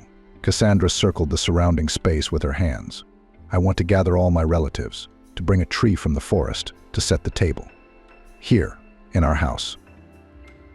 Without a word, Alex pulled Cassandra to him and hugged her tightly. That evening, the three of them talked for a long time and drank 3 kettles of herbal tea with lambs and jam. The kitchen windows were burning with light when almost the whole town had long since gone to sleep. Oh, what young people, Amanda said good-naturedly as she closed the window. First they stay up late, and then they're in a hurry to get on with their lives. An old cricket clicked softly, scaring away a bat under the roof. Night was quietly enveloping the city in a dry embrace to give power to the morning tomorrow, as it always had before.